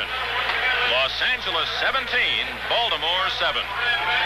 Hi, George Carlin here in Pomona, California, where a dirty gray car insured by an ordinary insurance company has just filed into a cleaner, whiter, and brighter car insured by State Farm Mutual. Here with me is an average housewife, certainly no better than average. Could I possibly have your name, ma'am? Well, it would be a tremendous coincidence. Coincidence? Yeah, for you to have my name. No, I mean, could you tell us your name? Congolia Breckenridge. That would have been a coincidence. Now, Mrs. Breckenridge, there are two cars out there on the intersection, one insured by an ordinary insurance company, the other insured by State Farm, the company that got to be the world's largest by providing big protection and fast claim service at low rates. Which of the two seems to be getting the fastest claim service? Oh, I'd say the one insured by State Farm is definitely cleaner and whiter and getting the fastest claim service. Do I win? Well, Mrs. Breckenridge, we're going to make it possible for you and your husband to visit an office of State Farm Mutual. What do you think of that? Did you say I won or lost?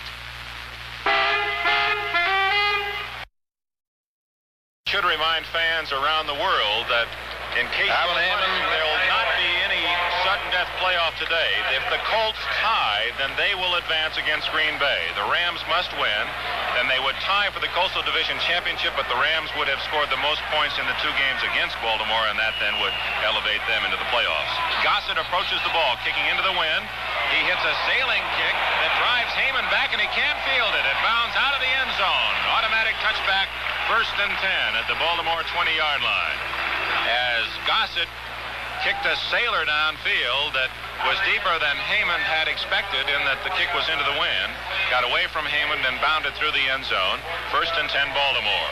First half scoring. Gossett 47-yard field goal. Snow 80-yard touchdown pass from Gabriel. Casey 23-yard touchdown pass from Gabriel. 17 points for Los Angeles. The 7 for Baltimore on a 13-yard pass, Unitas to Willie Richardson. Unitas has Maddie, and Lorick split behind him and sends Maddie in motion to the outside left and hands off to Lorick up the middle. Lorick trying to pick his hole, gets just a yard as he cracks off right guard. All-Pro Deacon Jones holding his ground and making the stop. They allow forward progress to the 22-yard line. It'll be 2nd and 8. And Jones, an all-pro performer, and many football experts now feel that he is the outstanding defensive football player in the game today. Perhaps still has some things to learn and admits them himself. And one is not to be too eager, to be sure before he makes his quick moves. And there was a good example. He waited until the play came his way and then committed himself. Unitas to throw on 2nd and 8. He looks, pressure's on. He gets away, but then is tackled from behind by Lamar Lundy at the 21-yard line. Lundy, the oldest man in service in Ram history, now in his 11th year. He was the only man over 10 years as a Los Angeles Ram until this season when Jack Pardee logged his 10th season. Catches Unitas from behind as Unitas tried to race out of the broken down passing cup. A yard loss. It is 3rd and 9 for John Unitas and the Baltimore Colts. Out of the huddle they come. Dick Szymanski over the ball. Raymond Berry to the left. Willie Richardson to the right. The wingback on the right side is Maddie. And at left halfback is Lorick. Unitas to throw. He fires the far sideline. Almost intercepted. As the pass went awry, it might have been deflected up front. Claude Crabb almost had the interception.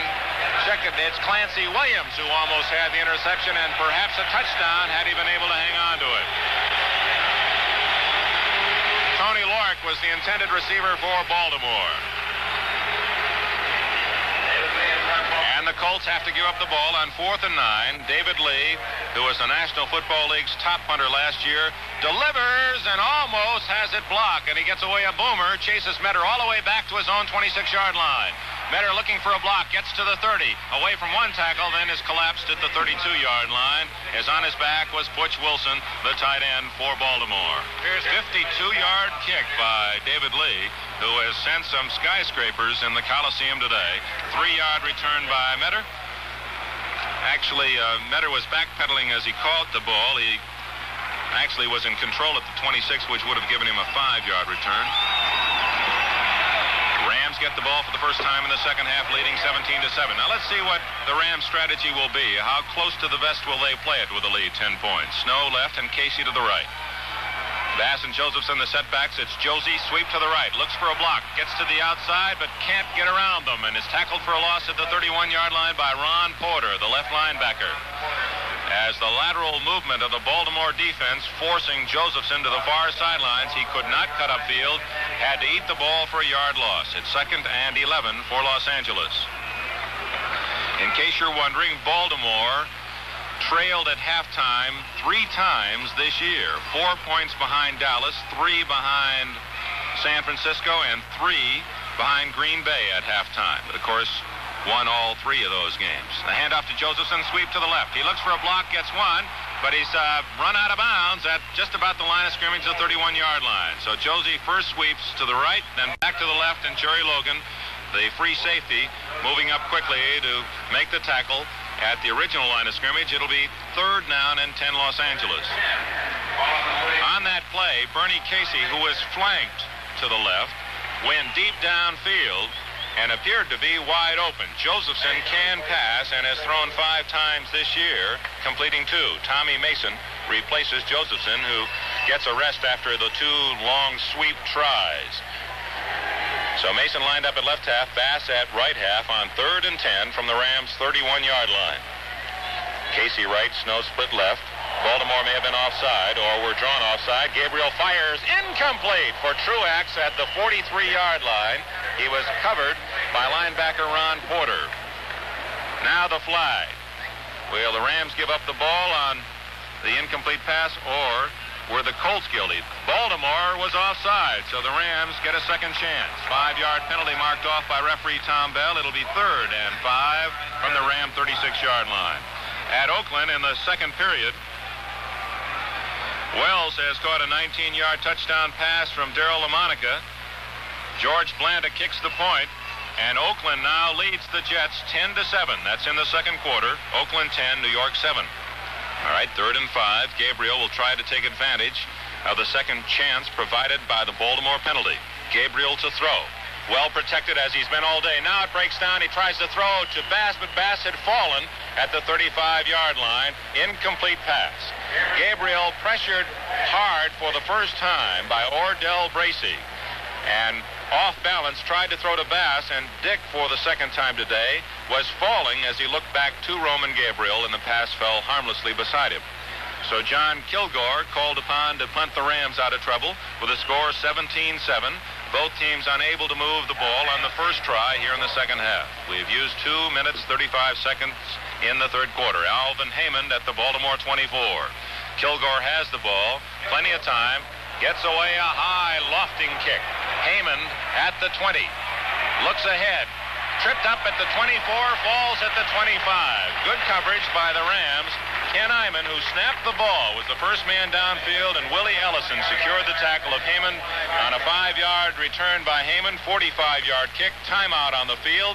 With 2 minutes and 50 seconds gone in the third quarter, the scoreboard shows the Rams 17, Baltimore 7. Oh, grab a man caught by the tail, punch a lion in the lip, and if you're very, very hip, sink a whale. But if float is what you are, there's a better way by far. Simply open up a can of Schlitz malt liquor. Go wrestle gators in the mud, dump your nose at Elmer Fudd, and kick sand in the face of that bully down the street. But if float is what you are, there's a better way by far. Simply open up a can of Schlitz malt liquor. Hooray! This premium malt liquor from Schlitz is guaranteed to get good times rolling. Turn some loose on your friends and see what happens. It's bolder than beer and a lot bolder than punching a lion in the lip. The bull on the label tells you nobody makes malt liquor like Schlitz. Nobody. But if bold is what you are, there's a better way by far. Simply open up a can of Schlitz malt liquor. Joseph Schlitz Brewing Company, Milwaukee and other cities. Dick Enberg and Dave Niehaus welcoming you back to the Coliseum in Los Angeles on this sunshiny December afternoon. The Baltimore Colts out of the huddle with a first down at their own 25-yard line, trailing by 10 points. They use the wing system. Matty out to the right side, Unitas to throw. He looks, he fires up the middle. It is intercepted by Pardee at the 50, 45, 40, 35, 30, 25, 21.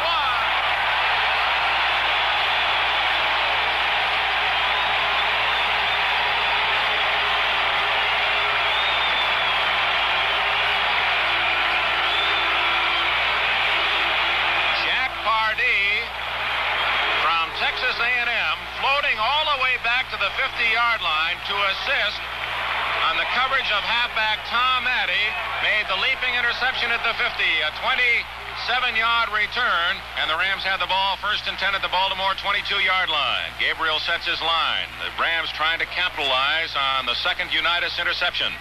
Give to Mason. Sweep to the right. Cuts back against the grain. Puts his head down and fights to the 20. But it was tough yardage, and he gains a rugged 2. Ordell Bracey bulldogging him down after a 2-yard gain at 2nd and a long 8. Lester Josephson has been injured. We do not know how seriously, but seriously enough that he has gone to the Rams dressing room. So Tommy Mason replaces Josie, the top ball carrier for the Rams this year, and he joins Dick Bass in the Rams backfield. Gabriel to throw. He looks. He rolls to the right. Screen to Mason with blockers. 20, 15. He stumbles at the 14 and is dropped there. And Mason had the kind of protection to the outside that might have sent him into the end zone. He decided to cut to the inside, and there was tackled at the 14, short of the first down. It'll be 3rd down and a short 3. And Mason's blockers jilted on the outside, looked back as if to say, if you'd only followed us. Ken Iman and Joe Schiavelli were out there with only one Baltimore cornerback to cut down. Snow to the right, and Casey way out to the left side. He's about 30 yards away from his tight end, Bill Truex. So the strength is to the left, the long side of the field. The ball on the right hash mark. The give is to Mason. He's trying to sweep to the left. He's caught in the backfield, gets away from one man, gets a block, and falls as he reaches the 16-yard line short of the first down. The Rams kicking unit will come in. Rick Volk and Alvin Heyman up to make the tackle for Baltimore, and in comes Bruce Gossett, the Los Angeles Rams place kicker. Gossett, who has kicked 149 yards in his career, kicked his season's longest 47 yards to open the scoring today.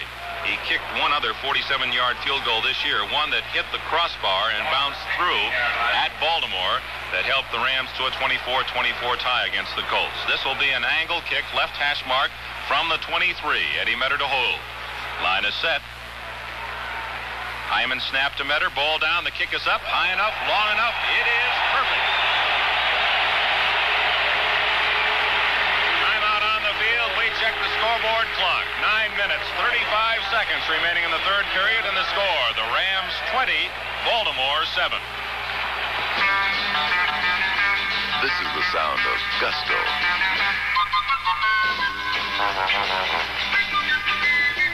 Swing over to the taste of gusto. Real gusto in the great light beer, Schlitz.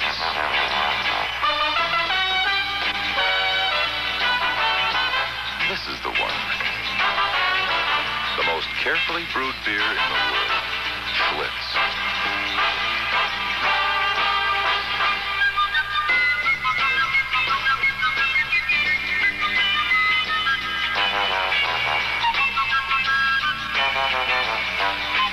Get with the gusto. Only Schlitz has got it.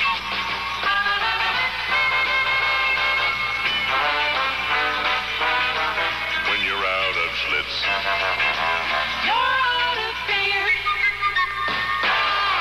Joseph Schlitz Brewing Company, Milwaukee, Wisconsin, and other cities. Bruce Gossett, who led the National Football League in scoring last year with 113 points, has just kicked his second field goal today, his 20th of the year, and the Rams have a 20-7 lead. Alvin Heyman and Lenny Moore deep as Gossett approaches the ball. There's his kick. He drives it deep again.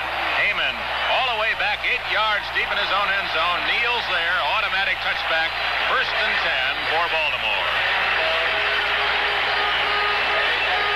Here is the medical report on Lester Josephson. Josephson, back in the Rams dressing room, has suffered a slight hip point injury and is being worked upon there. And injured on that kick was Gene Breen, a linebacker from VPI, and Breen is assisted off the field favoring a leg. Appeared to be his right knee. Unitas hands off to Lorick, trying the right side, cuts back and runs into the traffic at the 24-yard line, and Maxie Vaughn drops him at the 20, pushing him back 4 yards. Vaughn from Georgia Tech, fiery redhead, 6'1", only 218 pounds, one of the lightest backers in football, but certainly one of the brightest and quickest and most determined. Final score, Kansas City defeats Denver 38-24. That's a final. Colts have a 2nd and 6 at their own 24-yard line, trailing now by a touchdown and 2 field goals. Lorick and Matty behind Unitas. It's Matty off left tackle. He gets 3 to the 27, and that's all. Roger Brown moving laterally to pick up the blockers and then force Matty to the ground. After a short game, Brown playing an outstanding game. If you like physical measurements, try this one. Roger Brown has 32-inch thighs. That's for just one. 32-inch thighs. Irv Cross has a 31-inch waist. So the thighs of Brown are bigger than the waistline of Irv Cross, his defensive back. 3rd and 3. Unitas play action. He's rushed. He's caught. He's dropped at the 18-yard line.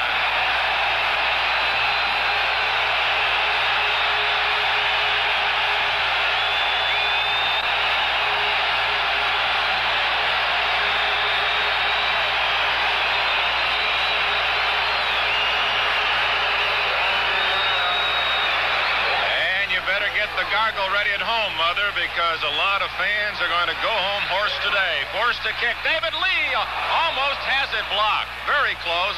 Metter gets it at the 40. Looks for a block. There is none, in that the Rams had the block punt on, and Metter returns just 1 yard to the 41. A 40-yard kick by David Lee and Tony Guillory, who blocked that kick last week off the foot of Donnie Anderson to pull the Rams out of apparent defeat and lead them to a 27-24 win. Almost smothered that one. In fact, it may be that Guillory was in too close to Lee, and Lee kicked it underneath him. But the Rams wind up with good field position as Hawkins tackles Metter at the Rams 41, and the Rams have momentum. With 7.5 minutes remaining in the third quarter, Gabriel rolls to the right. He's caught, but throws complete to Bass at the 42, Bass to the 45, to the 46. And Gabriel, with his strength, able to elude the rush of Fred Miller and toss a little safety valve to his fullback, Dick Bass, for 4 yards out to the 46-yard line. Rams football coming to you from Los Angeles, and is brought to you by Schlitz. One taste will tell you there's no substitute for Schlitz, the most carefully brewed beer in the world. When you're out of Schlitz, you're out of beer.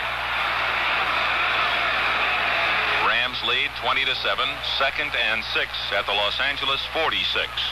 Gabriel has Casey left and Snow to the right. Each has caught a touchdown pass. Gabriel to throw. The 6'4 quarterback lofts a safety valve to Mason at the 45, cuts back to the inside, stays on his feet, and is tackled at the 46 for no gain. Mason warding off Baltimore tacklers, but he ran out of time as Billy Ray Smith and Don Shinnick finally pinned him from each side and dropped him at the 46. It'll be 3rd and 6 Los Angeles. And we're pleased to report that Lester Josephson, the 4th-year man from Augustana, South Dakota, is back on the field. He's on the sidelines and may resume action. 3rd and 6 play for Los Angeles. Gabriel, quickie, almost intercepted it as it hit Truax, the intended receiver, over the middle, and bounded high and right back into the line of scrimmage. And the Baltimore Colts, who had their back to the quick pass, had they been able to turn around, would have had an easy interception. In fact, there is a situation where an offensive lineman almost could have caught a pass, although it would not have been a legal one, in that you cannot have 2 men on the same team touch the ball back-to-back and come up with a completion. It must touch a defender in between. All right, the Rams will kick, and John Kilgore is at his own 31, anticipating the snap from center Alvin Haymond at the Baltimore 16. There's a snap to Kilgore. A flag is down, and Kilgore drills a long high spiral to Heyman at the 9. Heyman to the 10, up the middle to the 15. Caught, gets away to the outside 20. He's to the 24, and Jack Pardee hauls him down at the 23. I believe the Rams will be called for illegal procedure. A flag is down at the line of scrimmage. It was a 46-yard kick by Kilgore, a 13-yard return by Heyman, but I believe it'll be called back. The Rams appeared to be pulling back off their stance, moving backward before the snap.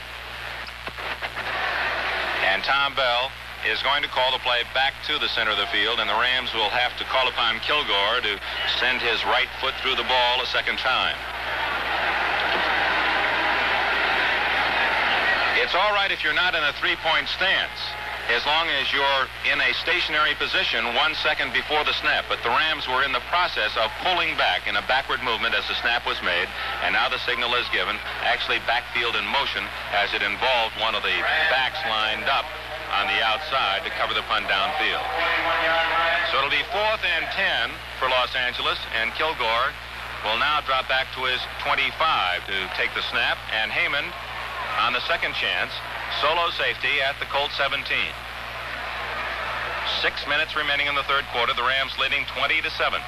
Snap to Kilgore, and he gets his kick away. This one a driving low kick to Heyman at the 19, to the 20, cuts back to the center of the field at the 25, trying to find a blocker, trailed from behind, gets away 30. He's got blockers in front of the 35, and he's hauled down at the 39-yard line. Claude Crabb making the tackle from behind along with Tony Guillory, and Alvin Heyman with a twisting return almost broke free. Injured on the play was Charlie Stukes, a rookie cornerback for Baltimore. He is helped to his feet and now assisted off the field. Timeout on the field. The scoreboard clock shows 5 minutes, 45 seconds remaining in the third quarter. With a score, the Rams 20, Baltimore 7.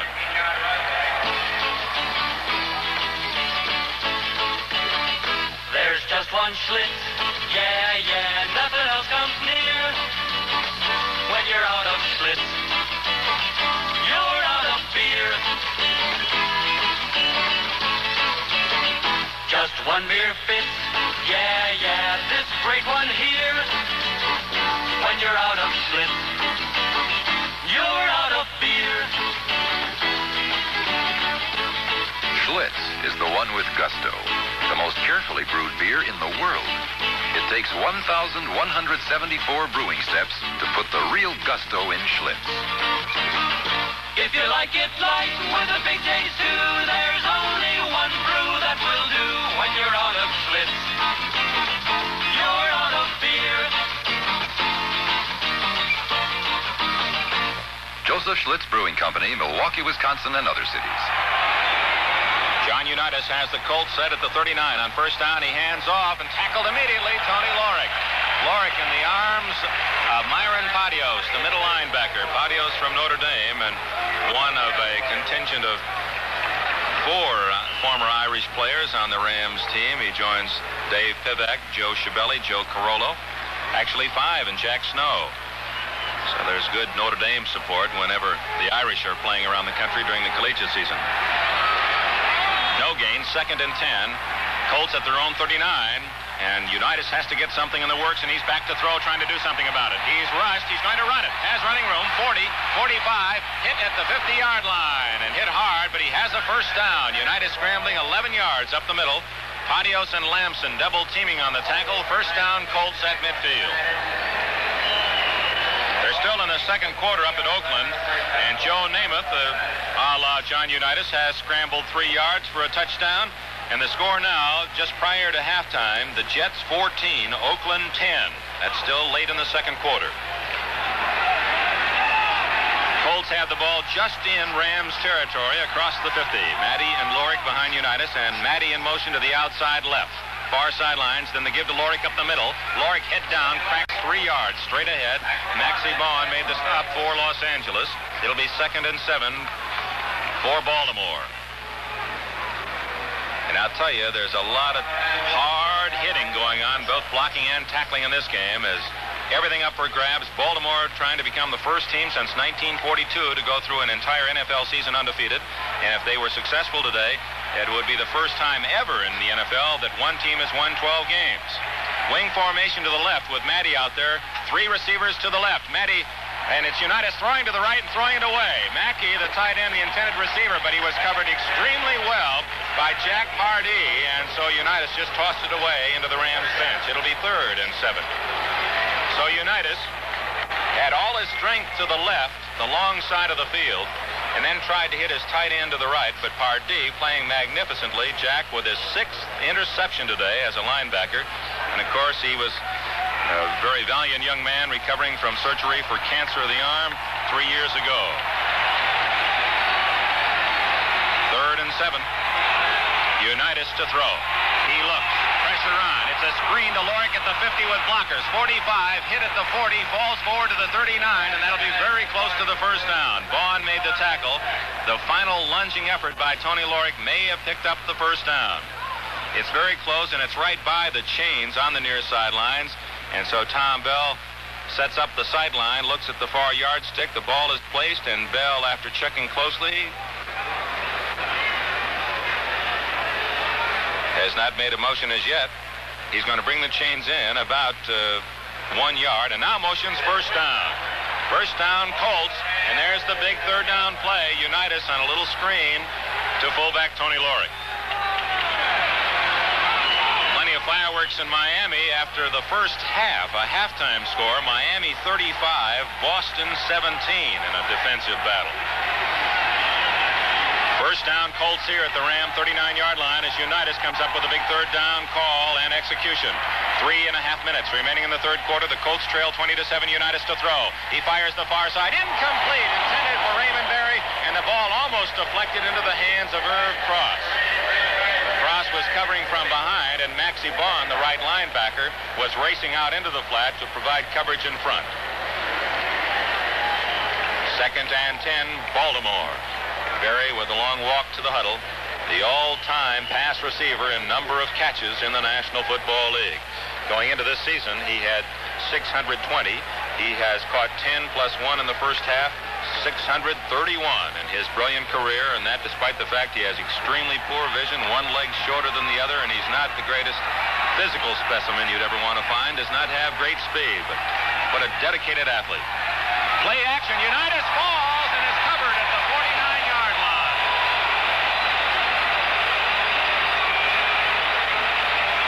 They allow progress to the 48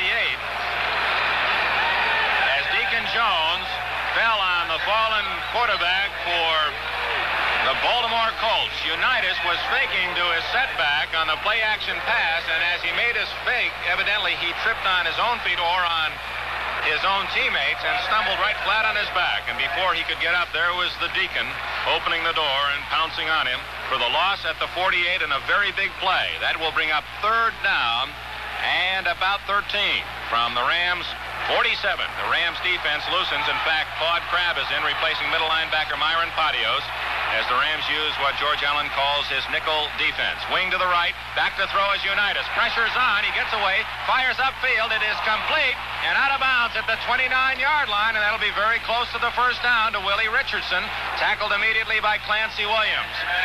And that's going to be right on the yardsticks. First down, Baltimore, as Unitas gets 13 plus about a half yard and another first down, and isn't he something?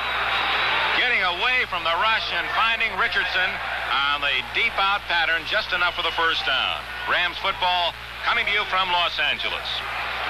And it's brought to you by Schlitz. When there's a break in the play, break out a Schlitz. See why Schlitz, when you're out of it, well, you're just out of beer. Buy a Schlitz today. Unitas hands off to Matty on first down, and Matty gets 5 off left tackle to the 24-yard line. Lamar Lundy hitting him first, but Matty got away as Dan Sullivan, the right guard, led the blocking. And the tackle was finally secured at the Los Angeles 24-yard line by Roger Brown. 2nd and 5 for Baltimore as they continue to drive toward the Rams goal line, trailing 20-7 with 2 minutes and 10 seconds remaining in the third quarter. The only scoring in this second half, a 23-yard field goal by Bruce Gossett after Jack Pardee had intercepted a Unitas pass. And Unitas uses more time in the huddle on this call than he has all day. He sends 2 receivers way out to the right. He's got Richardson and the tight end Mackey, and back to throw is Unitas. He looks, he fires, incomplete to Matty at the 20-yard line. On the left flat, Matty out of the backfield was open and was looking into the sun and acted as though he did not see that ball well. It was right there, and Matty was unable to hang on. It could have been deflected as well, as Maxie Bond was in the pattern. So third down again faces John Unitas, and he has 5 yards to gain or must consider a possible field goal. The National Football League's most valuable player this year has completed 13 of 23 passes now for 129 yards and 1 touchdown. Rams waiting patiently on defense. Clock stopped. 1:47 remaining in the third quarter. Again, it's Mackey and Richardson way out to the right side, and Matty in motion to the left. Unitas to throw. He looks over the middle, and it's complete to Mackey at the 15. A penalty flag is down at the 15-yard line. Lamson made the tackle for Los Angeles, and that would be a first down. We'll check the flag. Could be that the Rams were also guilty of interference. No signal, and the officials are making very certain holding against Los Angeles declined by Baltimore. They take the first down yardage inside the Rams' 15-yard line. And using third down plays, one after another, John Unitas guides these Colts closer and closer to the Los Angeles goal line. First down now at the 14 and a half. That penalty stops the clock with about 42 seconds remaining in the third quarter. Mackey lined up in the eye, then the give straight ahead to Matty. He gets a hole and gets to the 12-yard line, and then the secondary defense, Eddie Metter, up with a shoulder tackle to drop the ball carrier for Baltimore, and Matty stopped at about the 11 and a half. We'll see where they unpile. Matty, having his best year as a pro, has gained 612 yards going into today's game. That's the 11th best in the NFL. He has scored 12 touchdowns to lead Baltimore in that category, 9 rushing and 3 pass receiving. 2nd and 7. Up the middle goes Lorick. He gets only 2 to the 10-yard line. So it'll be third down again, and a long 5 for Baltimore. Olsen and Patios with a stop for Los Angeles. Time running out in this third quarter. Rams fans trying to encourage the Los Angeles defense to hold Baltimore on this third down play and force the Colts to consider the field goal. The officials on the field trying to ask the Rams fans to quiet, and Eddie Metter also holding his hands high over the head, waving to say, let John Unitas call his play here. The strength is to the left. Matty is winged out on the left side. Richardson right, Berry left, Unitas to throw. It's the quarterback draw. He's to the 6, and he's caught there at the 6-yard line by Patios, short of the first down. So Unitas, trying to slicker the Rams, dropped back 3 quick steps as if he was going to pass, and then on the quarterback draw, headed straight upfield, but was tackled at the 6-yard line, and Lou Michaels comes in for Baltimore to try or not to try a field goal. At the 6-yard line on 4th and 2, trailing 20-7. As the gun sounds, that is the end of the third quarter. With the score and 15 minutes to play in the Coliseum, Los Angeles 20, Baltimore 7. Well, friends, do you know what would happen if every car owner used RPM motor oil? We'd soon be up to our ears in engines. Because with RPM motor oil in the crankcase, an engine can outlast the life of the car. RPM is a combination of the finest base oils for superior lubrication, plus the industry's most advanced additives that keep engines clean with a minimum of the sludge and deposits that can cause engine wear. So for a smooth-running, efficient engine that will probably outlive the rest of your car, use RPM motor oil and change it every other month. Stop in at your nearby Chevron dealer or standard station. They can tell you just the right type of RPM motor oil for your car and driving conditions.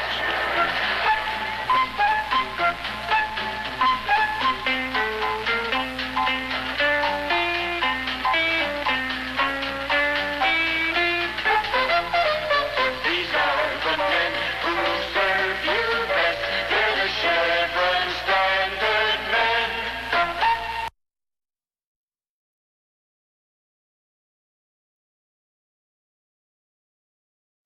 As we start the fourth and final period in Los Angeles, the crowd official attendance is announced 77,277, the largest crowd of the year. The game has been a sellout for several weeks.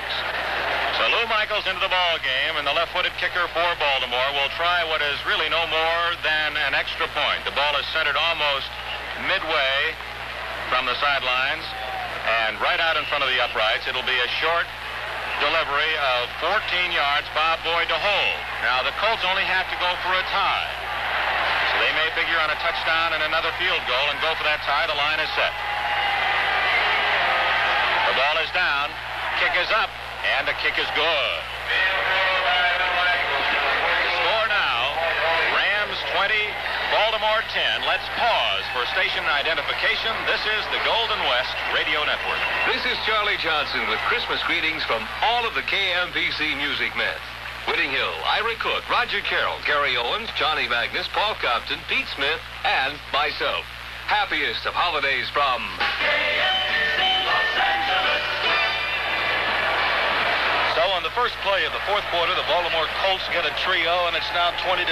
The Los Angeles Rams lead with 14 minutes and 58 seconds of football remaining to be played for one of these two ball clubs this afternoon. Other scores: the Philadelphia Eagles defeat the Cleveland Browns 28-24. The Giants over the Cardinals 37-14. The Steelers beat the Green Bay Packers 24-17. New Orleans beats Washington 30-14. At halftime now, the big game in the American Football League, the New York Jets lead the Oakland Raiders 14-10. We gave you New Orleans beating Washington 30-14. The Bears over Atlanta 23-14. Detroit beats Minnesota 14-3. And yesterday, the 49ers beat the Dallas Cowboys 24-16. Final score in the American Football League, the Kansas City Chiefs 38, the Denver Broncos 24. So the Colts to kick off to the Rams. And the Rams have 10 players up inside the 35-yard line looking for the onside kick. And Michaels kicks it to the only man deep, Clancy Williams, at the 6-yard line. Williams to the 10, 15, waits for the blockers to come back and help out, gets out to the 20, skips, hurdles to the 25, stays on his feet to the 30, still on his feet to the 33-yard line.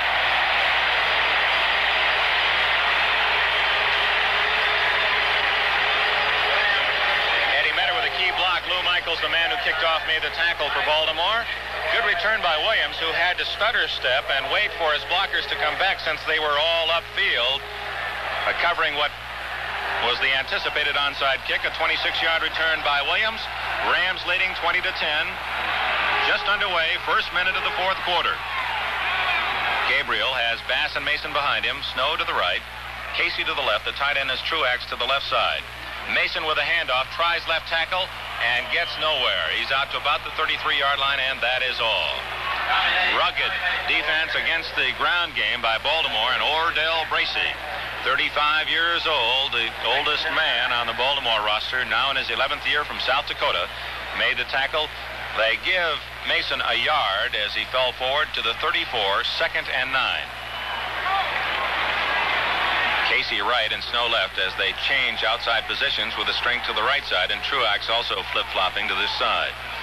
Gabriel will throw on second down. He is well protected. Guns the ball complete at the 46-yard line to Jack Snow.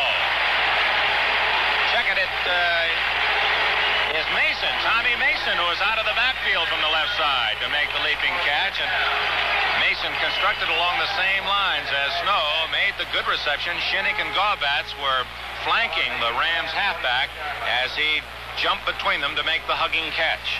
First down, Los Angeles, just over their own 45-yard line, and that is the Rams unofficially their 12th first down. The Colts have 10. Casey right, Snow left. Gabriel hands off to Mason off right tackle. He cuts back and is falling as he makes his cut at the 48-yard line. Fred Miller secured the tackle for Baltimore. Just fell on Mason. Rams running backs have had trouble with their footing all day, and their cuts, they have not been able to stay on their feet, and several times it has cost them in that proper cut might have freed them for long gains. Second down, and a long 7, just over the 48-yard line. Snow right and Casey left. Truax on the left side, short side of the field, far sidelines. Gabriel backpedals, fakes once, then fires over the middle of Truax, complete at the 40, and he's tackled from behind at the Baltimore 37.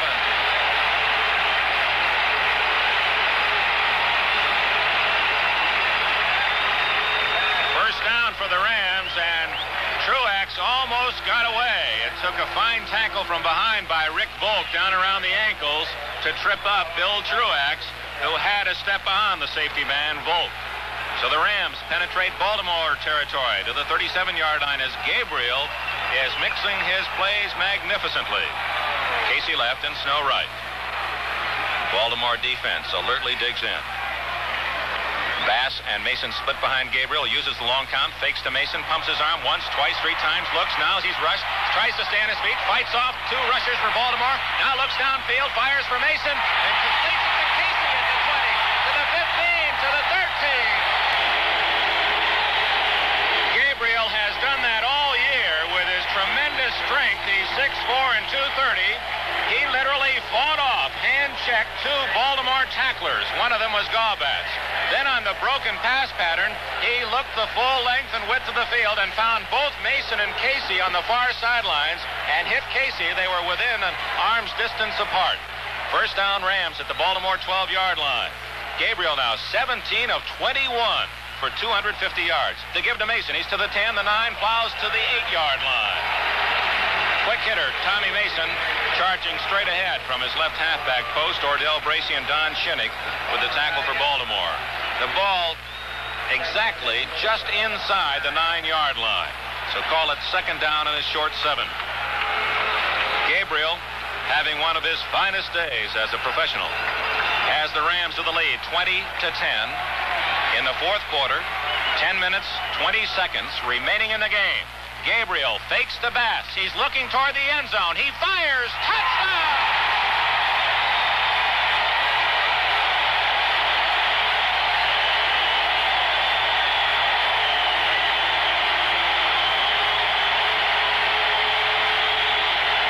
Bill Truax has caught his fourth touchdown pass of the year as Gabriel threw a dart 9 yards deep in the end zone, and under the uprights was his big, tall tight end, and Gabriel hit the bullseye. The Rams now forge ahead 26-10, and Bruce Gossett to try the extra point. Line is set. Ball down, the kick is up, and the kick is good. We check the scoreboard. 10 minutes, 15 seconds remaining in the game, and the Rams lead. Los Angeles 27, Baltimore 10. Roman Gabriel has sent the Rams into a 27-10 lead with his third touchdown pass, his 25th of the year. He is 18 for 22 today and 257 yards. Gossett approaches the ball with Moore and Heyman deep. It's a squib kick, a low line drive to the 25. To the 30 goes Lorick. He's caught and dropped at the 35-yard line. Double teaming him, Dave Cahill, along with Kelton Winston on the Rams special unit team. Cahill, a second-year man from northern Arizona, and Winston, a rookie from Wiley, Texas. So the Colts, 65 yards away from the Rams goal line, put it in play, first and 10, now facing a 17-point deficit with only 10 minutes exactly remaining in the game. The Rams only 10 minutes away from fulfilling an impossible dream in 1967. The great John Unitas will pass. Over the middle. It is complete to Mackey, tackled immediately at the 43-yard line by Eddie Metter. And the giant tight end, John Mackey from Syracuse, has hauled down another pass from John Unitas. Dr. Robert Woods, our statistician, let's check the statistics now for Mackey on the day. He has caught his fifth pass for 73 yards total. Lamar Lundy comes off the field, and Cahill replaces him at defensive right end. Lundy seemed to be all right as he came off the field. He'll just get a breather. It is second down and 1 for Baltimore, and the first down isn't that important now. Unitas wants to go for it all, though he gives to Matty, who has the first down, and he's upended as he crosses the 45 to the 47-yard line. Metter made the low tackle of Matty, and the Rams won't mind at all if Baltimore chooses to stay on the ground with time running out. Now 8 minutes and 50 seconds remaining. Rams football coming to you from Los Angeles, and is brought to you by Chevron dealers and Standard stations. Higher octane, anti-knock compounds, platformate, and many other ingredients, and Chevron has them all. Unitas to throw on first down. Complete to Richardson at the Rams 46. He spins away and is tackled at the 45-yard line. Two Rams defenders coming up to make the stop, Clancy Williams and Chuck Lamson. That will be short of the first down by 2. It is second and 2 for Baltimore. And the Colts take their time walking back to the huddle with the clock running. 8:15, 8:14, 8:13 remaining in the game. The winner goes on to Green Bay. The loser only has all winter to think about this one. Richardson to the right. He's in tight. Alex Hawkins into the ball game is split 10 yards to the left. Matty and Lorick behind Unitas. The give is to Matty. Brought down for a loss at the 49-yard line. Matty looked as if he wanted to circle the left side, but Cahill and Patios were in the backfield almost as quick as the handoff got to Matty and made the tackle. So it'll be third down for Baltimore and 6 now at the Rams' 48-yard line. Unitas has hit on 16 of 26 passes today for 175 yards, 1 touchdown, and 2 interceptions. Third and long 6, and Unitas has the wing formation to the left. He's back to throw. He looks. He fires to this side. Batted down by Bexy Vaughn. Intended for Matty. A fine play by Vaughn.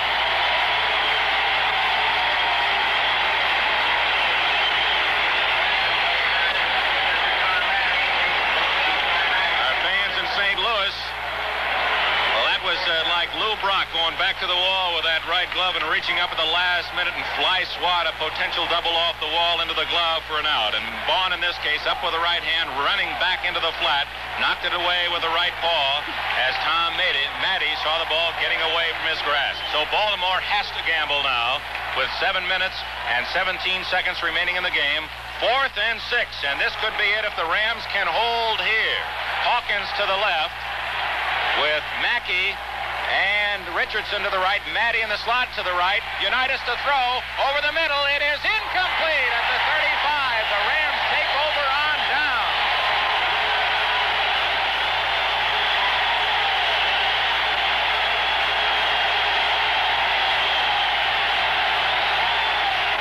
It is a standing ovation, the sellout crowd at the Coliseum.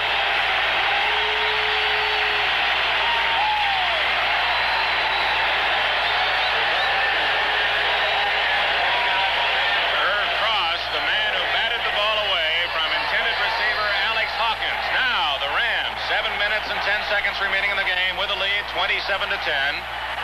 Will undoubtedly stay on the ground. Gabriel hunched over his center, Ken Iman, with Mason and Bass behind him. It's Dick Bass trying left tackle. He gets a couple yards to the 50-yard line. Tackle made by Fred Miller of Baltimore. The Colts have all 3 timeouts remaining. The Rams the same. Ball dissects the 50-yard line as it's placed by referee Tommy Bell. 2nd down and a long 8 for Los Angeles. But they are on the long end of the score, 27-10 over Baltimore as the Colts come to the Coliseum today undefeated. Casey to the right, Snow to the left. Gabriel hands off to Mason, sweeping to the right. Mason might want to throw. He stops, he's caught, and dropped by Ron Porter for a big loss at the 41-yard line. And there, the professional experience of Tommy Mason, a big story told, because Mason had Casey sprinting downfield in the pass pattern, but Casey was well covered by All-Pro Bob Boyd, and Mason, had he been perhaps a little younger and a little more eager, might have thrown the ball anyway. But seeing that the possible interception could occur, he chose to eat the ball at the 41 and take a loss of about 11 yards. It'll be 3rd down and 18 for Los Angeles from their own 41. Clock continues to run. 5 minutes, 59 seconds. Mason up the middle on the draws to the 50, to the Baltimore 49-yard line. Short of the 1st down. Brings up 4th down and about 7. Gaubatz made the tackle. In comes the Rams punting unit. Clock continues to run. 5 minutes, 40, 39, 38 remaining. And Baltimore will get another crack at it as they trail by touchdowns and a field goal. Alvin Heyman, a man who can go the distance on any single attempt as a punt return artist, waits eagerly at the Baltimore 13. Kilgore undoubtedly will try to loft this ball high and drop it inside the Baltimore 15, hoping it can be down. It's a little short, squibby kick off the side of his foot, fielded by Heyman at the 17. He's tackled at the 15-yard line. The Rams are playing viciously on defense. Willie Ellison, the rookie, downfield to make the tackle of Alvin Heyman, who could not get that first block. So Baltimore has to put it in play, 1st down at its own 15. A short kick, 32 yards by John Kilgore, but no return by Alvin Heyman. In fact, he actually lost yardage trying to cut to the far sidelines. So the Colts, with time running, now 4:55 remaining in the game. Huddle, and they're taking plenty of time in that huddle. Out of it they come with Mackey, the tight end, on the right side. Willie Richardson outside on the right. Lenny Moore in the backfield with Jimmy Orr on the left side. Back to throw goes Unitas. He's trapped. He's hit. Stays on his feet. And now he's tackled at the 10-yard line. Unitas trying to lunge forward as he was hit by Dave Cahill, replacing Lamar Lundy. Cahill has been a demon. And finally, Olsen and Brown secured the tackle. the Rams are successful today in defeating Baltimore, we'll be on the air along many of these same stations next Saturday at 10:40 a.m. Rams warm up at 10:40 next Saturday if they defeat Baltimore today. That's the fourth time Unitas has been sacked by the Rams defense. Gabriel has not hit the turf once. Unitas on 2nd and 15. He throws. It is complete and tackled immediately at the 19-yard line. Was Lenny Moore. As Moore hit hard by Eddie Metter, they spot forward progress to the 20. So Moore gets 10 yards. It'll be 3rd and 5 Baltimore. And on the completed pass, the clock continues to run. And the Colts look like a beaten team as they huddle. And the clock continues to run. 3:55 remaining. And these fans are not leaving today after what happened last week when many of them, 10,000, were trapped outside in the final minute as the Rams on the block punt pulled out a thrilling 27-24 win. They're staying today, and the partisan Rams rooters enjoying it all. Triple left formation. Unitas on 3rd and 5. He's hit and smothered at the 11-yard line.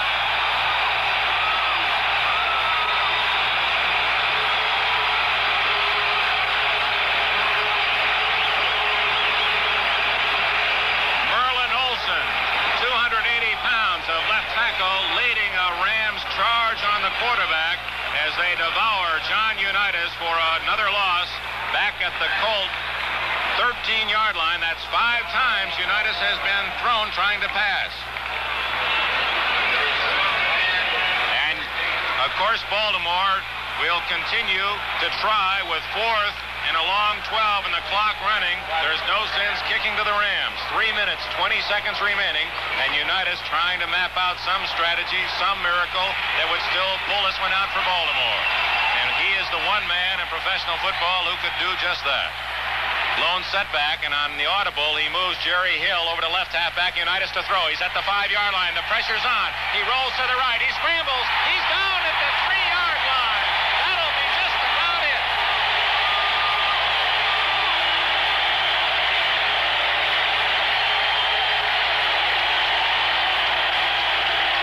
The Rams first and goal at the Colt 3, and the Coliseum fans and the Los Angeles bench now smells victory.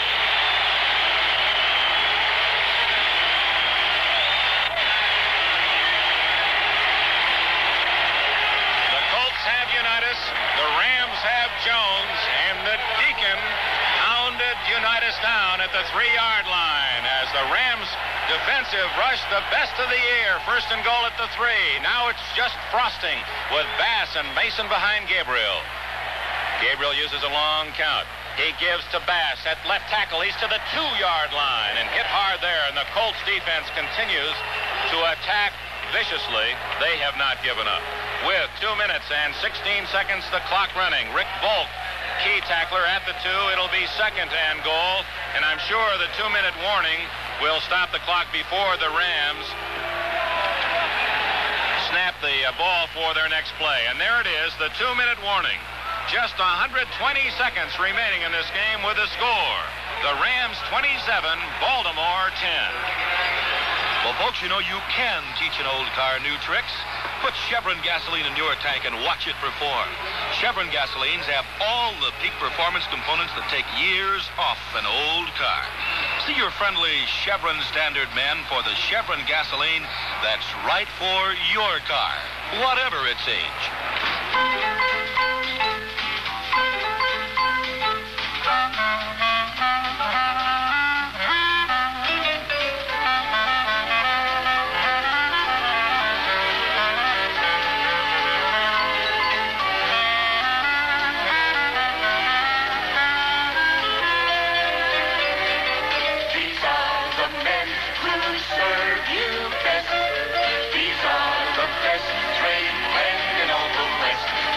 More for your car, more for you.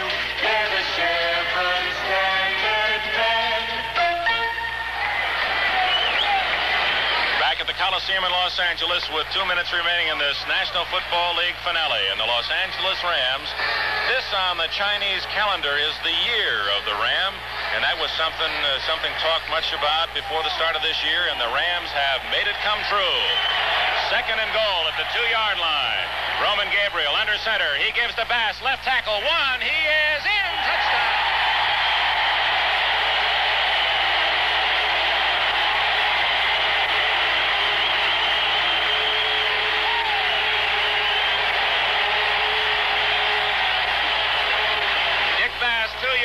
Was able to lunge the final half yard and place the ball over the goal line, and the Rams now have a 33-10 lead. Gossett in to try the point after.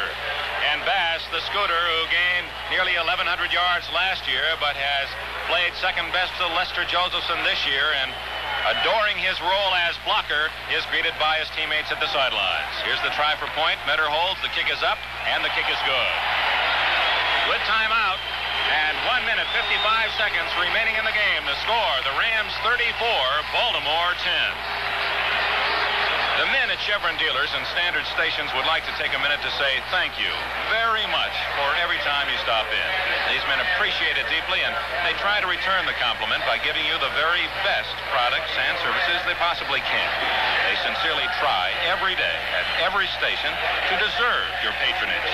It's a matter of pride. Sometimes you send in fan mail, they're mighty grateful.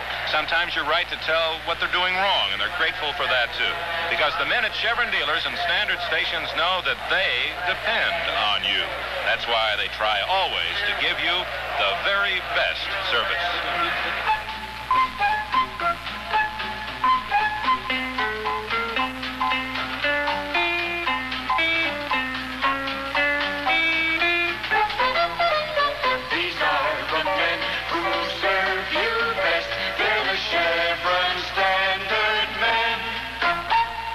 Us a chance to remind you now that the Rams have defeated or are about to defeat Baltimore, that tickets arrangements now are being made should the Rams move on to victory against Green Bay next Saturday.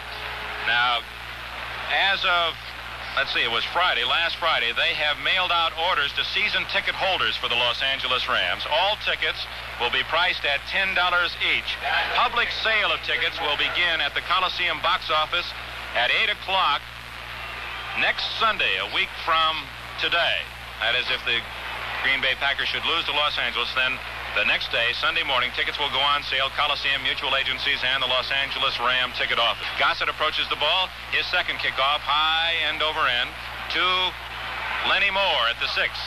It's Heyman out to the 15, the 20, and he's upended at the 22-yard line, and Willie Ellison gets him again. And Ellison, with a diving stop of Heyman, cartwheels him down at the 22-yard line. First down for Baltimore at that point. Reminder to stay tuned for Rams report. Dave Niehaus making his way down to the dressing room now, and we'll be talking with the jubilant Los Angeles Rams, and the Ye Old Ram Awards will be announced. We can let you in on a little secret that Roman Gabriel has been named most valuable player this year, but all the awards will be presented on our postgame show. John Unitas, in the dying moments of this game, flips a swing to Moore to the 25. He's to the 30 with a flag down. Moore is tackled at the 31-yard line. Jack Pardee made the stop for Los Angeles. The penalty flag stops the clock with 1 minute and 21 seconds remaining. Rams leading 34-10. We'll check the penalty. Offside against Los Angeles. Declined by Baltimore. They'll take the ball out to the 31-yard line, where it will be 2nd and 1. Rams took an early lead 3-0 on a 47-yard field goal by Bruce Gossett. Then Willie Richardson's 13-yard pass from Unitas made it 7-3 Colts, the only time that they led today into the first quarter. Snow then, Jack Snow in the big play, 80-yard touchdown pass, and the Rams led 10-7. Then Casey caught a 23-yard touchdown pass on 3rd down to make it 17-7 at the half. We'll resume the scoring in just a moment. Right now, Unitas on 2nd and 1. Hands off to Jerry Hill. Big hole across the 35, out to the 40 to the 41-yard line. And a first down for Baltimore. They say knee down by Hill at the 40-yard line. Dave Cahill and Jack Pardee with a tackle. The clock continues to run. Baltimore is not going to call a timeout. In the third quarter, Gossett kicked a 23-yard field goal after Pardee's interception of a Unitas pass. That made it 20-7 Rams. Michaels kicked the field goal, 14 yards, 20-10 Rams. Truax 9-yard touchdown pass. Bass on a 2-yard plunge. You're right up to date, 34-10 Rams. On 1st and 10 in the final minute now. Unitas back to throw. He's rushed. Completes the swing to Hill at the 40, 45, 50 to the Rams' 48-yard line. Tackled there by Eddie Metter and Lamson again. All right. Now Baltimore has another first down, and Metter applying pressure on Unitas, and Unitas kind of gives a friendly pat to Jones as if to say, you played a whale of a game, big fella. Unitas was thrown 18 times trying to pass all year. In 13 games, he was sacked 18 times. Today, the Rams got him 7 times for 48 yards. It's been a great defensive effort by the Rams. 10 seconds showing. This may be the final play of the season for the Colts as Unitas is under center. He hands off to Hill up the middle, 45-40 to the 38-yard line. He's tackled there by Metter. There's the gun. The Rams go on to Green Bay.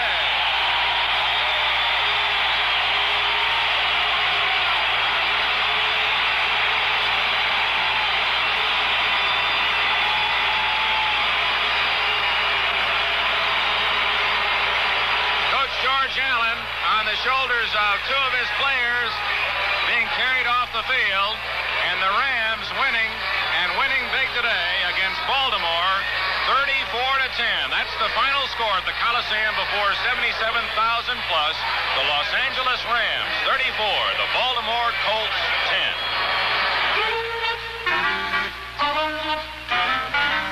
Friends, suppose you had to create the perfect service station credit card.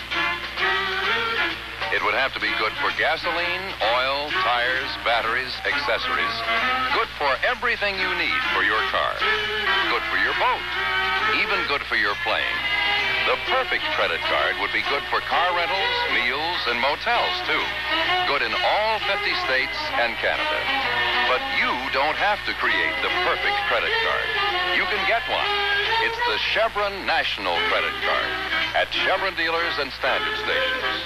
And the best thing about it is the men behind it, the Chevron Standard men. Come in, try their service, then apply for a Chevron National Credit Card. These are the men who serve you best. They're the Chevron Standard men.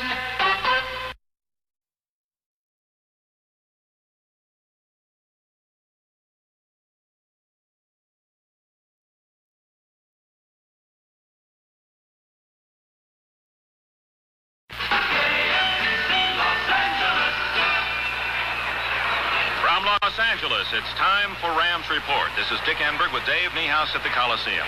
Rams Report is the program that takes you right into the Coliseum locker rooms for exclusive comments from the players who took part in today's game. It all began 20 games ago. In July 1967, the Rams reported to their training camp at Cal State Fullerton. And first in mind of head coach George Allen was, and he told the press and he told his players that this is the year of the Ram, and he needed only the Chinese calendar for an excuse. And how right he was. 20 games later, the Rams lose only one of those 20, undefeated in the preseason. They lose to San Francisco 27-24.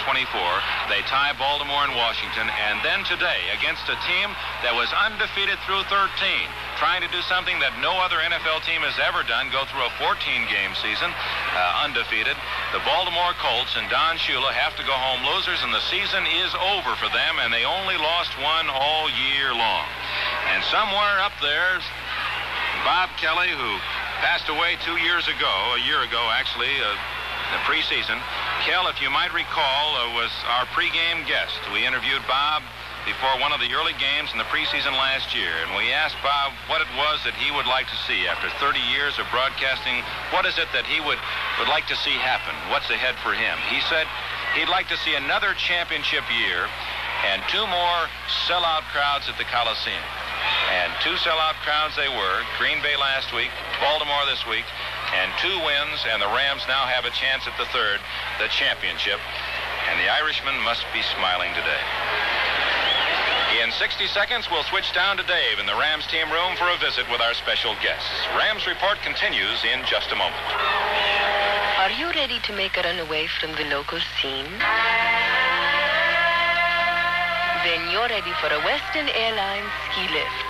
You're ready to shoot down Whistler Mountain and to visit Vancouver. You're ready for the open alpine slopes of Crystal Mountain, only an hour from Seattle. You're ready for Heavenly Valley and the swinging night.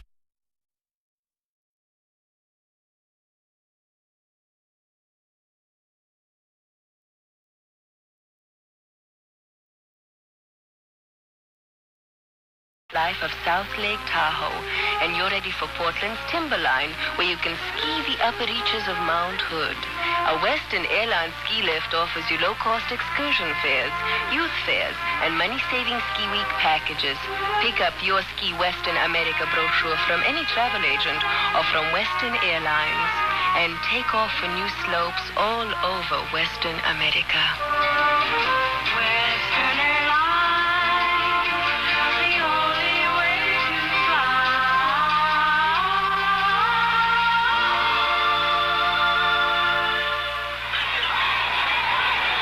Back at the Coliseum in Los Angeles, most of the 77,000 fans now are out of this huge bowl itself and now heading for the parking lots and a happy drive home for the many Los Angeles faithful after witnessing a commanding victory by the Los Angeles Rams, 34-10 over the Baltimore Colts. Now, Dave Niehaus is standing by, and the Rams dressing room will have the presentation of the Ye Olde Ram Awards to the outstanding individuals. The Rams go on to Green Bay, and we're going to be most pleased to be able to bring that broadcast to you along this network at 10:40 next Saturday, not Sunday, next Saturday afternoon, or next Saturday morning here on the West Coast, 10:40.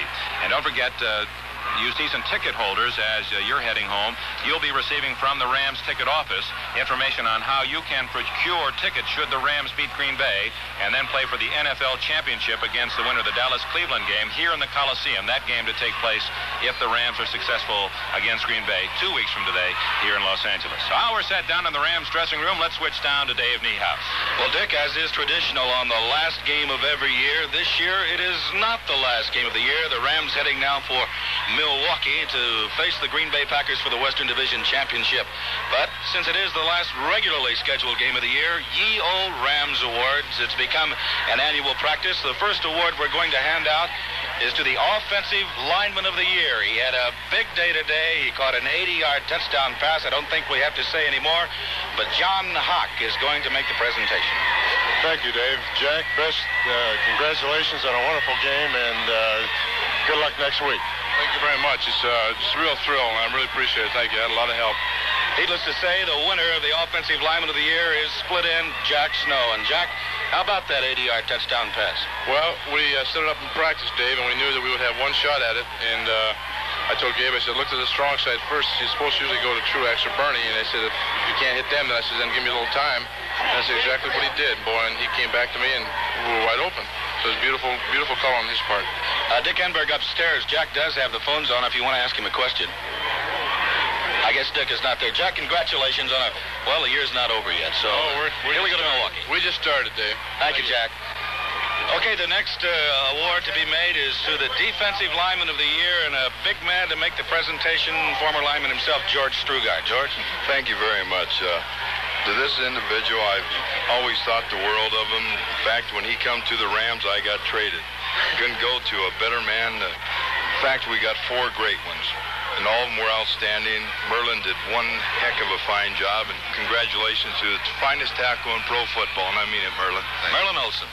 Thank you very much, George. I'd just like to say that a tremendous victory today, an exciting game for us, and I just hope that we can carry the attitude we had today on through into this game in Green Bay, and we, of course, would like to go beyond that, but we can only think a week at a time. You know, Merlin, I noticed coming down before the game into the dressing room that the club really didn't seem as tight today before this ball game as they did against Green Bay last week. For some reason, I knew this was going to be the way, Dave. I felt all week that last-minute win against Green Bay really kind of set the stage for this game for us and put us emotionally in just about the right state of mind for this game. And the pressure was really on the Colts today. And as odd as it might seem, they were the ones that had to prove themselves. We've been against the wall all year, and this was the same kind of game we've been playing for about the last 6 or 7 weeks. I think this is probably one of the finest games I've ever seen a Ram team play, and it's one of the most exciting victories we've ever had. I don't know, but this might be the first time that anyone has had to play the defending world champions 2 of their last 3 weeks now, coming up next Saturday. Well, listen, it was a tremendous game, and we still have a great respect for the Baltimore Colts. They're a wonderful team, and we're just happy to have gotten by them today. Thank you. Congratulations, Merlin. Merlin Olsen, the Defensive Lineman of the Year from the Ye Olde Rams. And John Hock, come on in again here. I think we have a big presentation to my candidate for one of the greatest guys that ever walked the face of the earth and having a big year and the real big surprise. He is the Offensive Back of the Year as picked by Ye Olde Rams, and here is John Hock to make the presentation. Dave, it's a great pleasure to give this trophy to none other than Les Josephson, who had a great season and is going, I'm sure, going to have a couple fine, fantastic games in the next 2 weeks. Les, it's a great honor to give it. Well, thank you very much. I accept this with a lot of humility, and all I can say is that thanks to a great coaching staff and offensive line that we do have. It's done a tremendous job. Without them, something like this would not be possible. Plus, another guy in the backfield who's a tremendous back in his own right, Dick Bass, who did a tremendous job all year.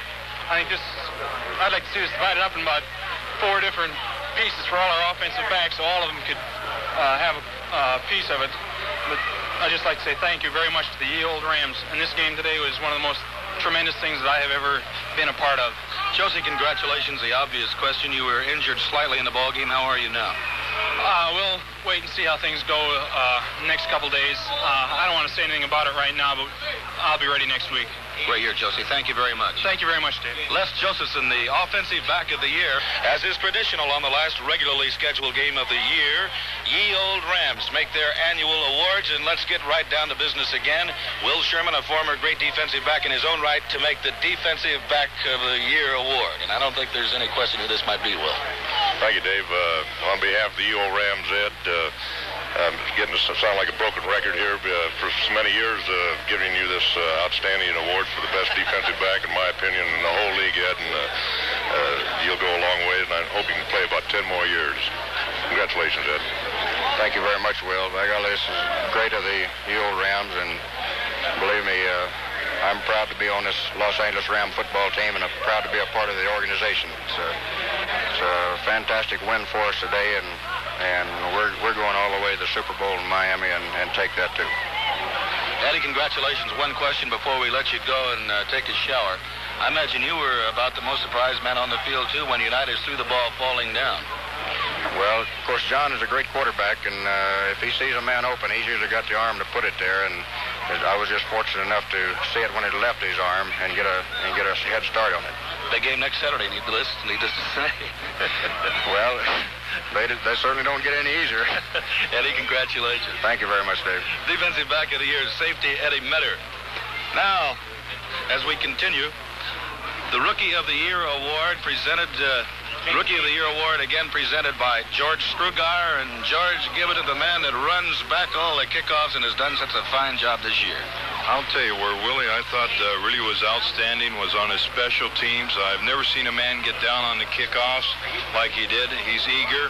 And anyone that wants to tackle that good, when he has a chance to run with the ball, he's going to do one outstanding job. Willie, congratulations to Ye Olde Rams. Willie Ellison, the Rookie of the Year for the Los Angeles Rams. Thank you very much, George. I'd like to say that I'm very proud to receive this award, and that at all times I was trying my best to contribute something to the great team efforts that we were always given in the games.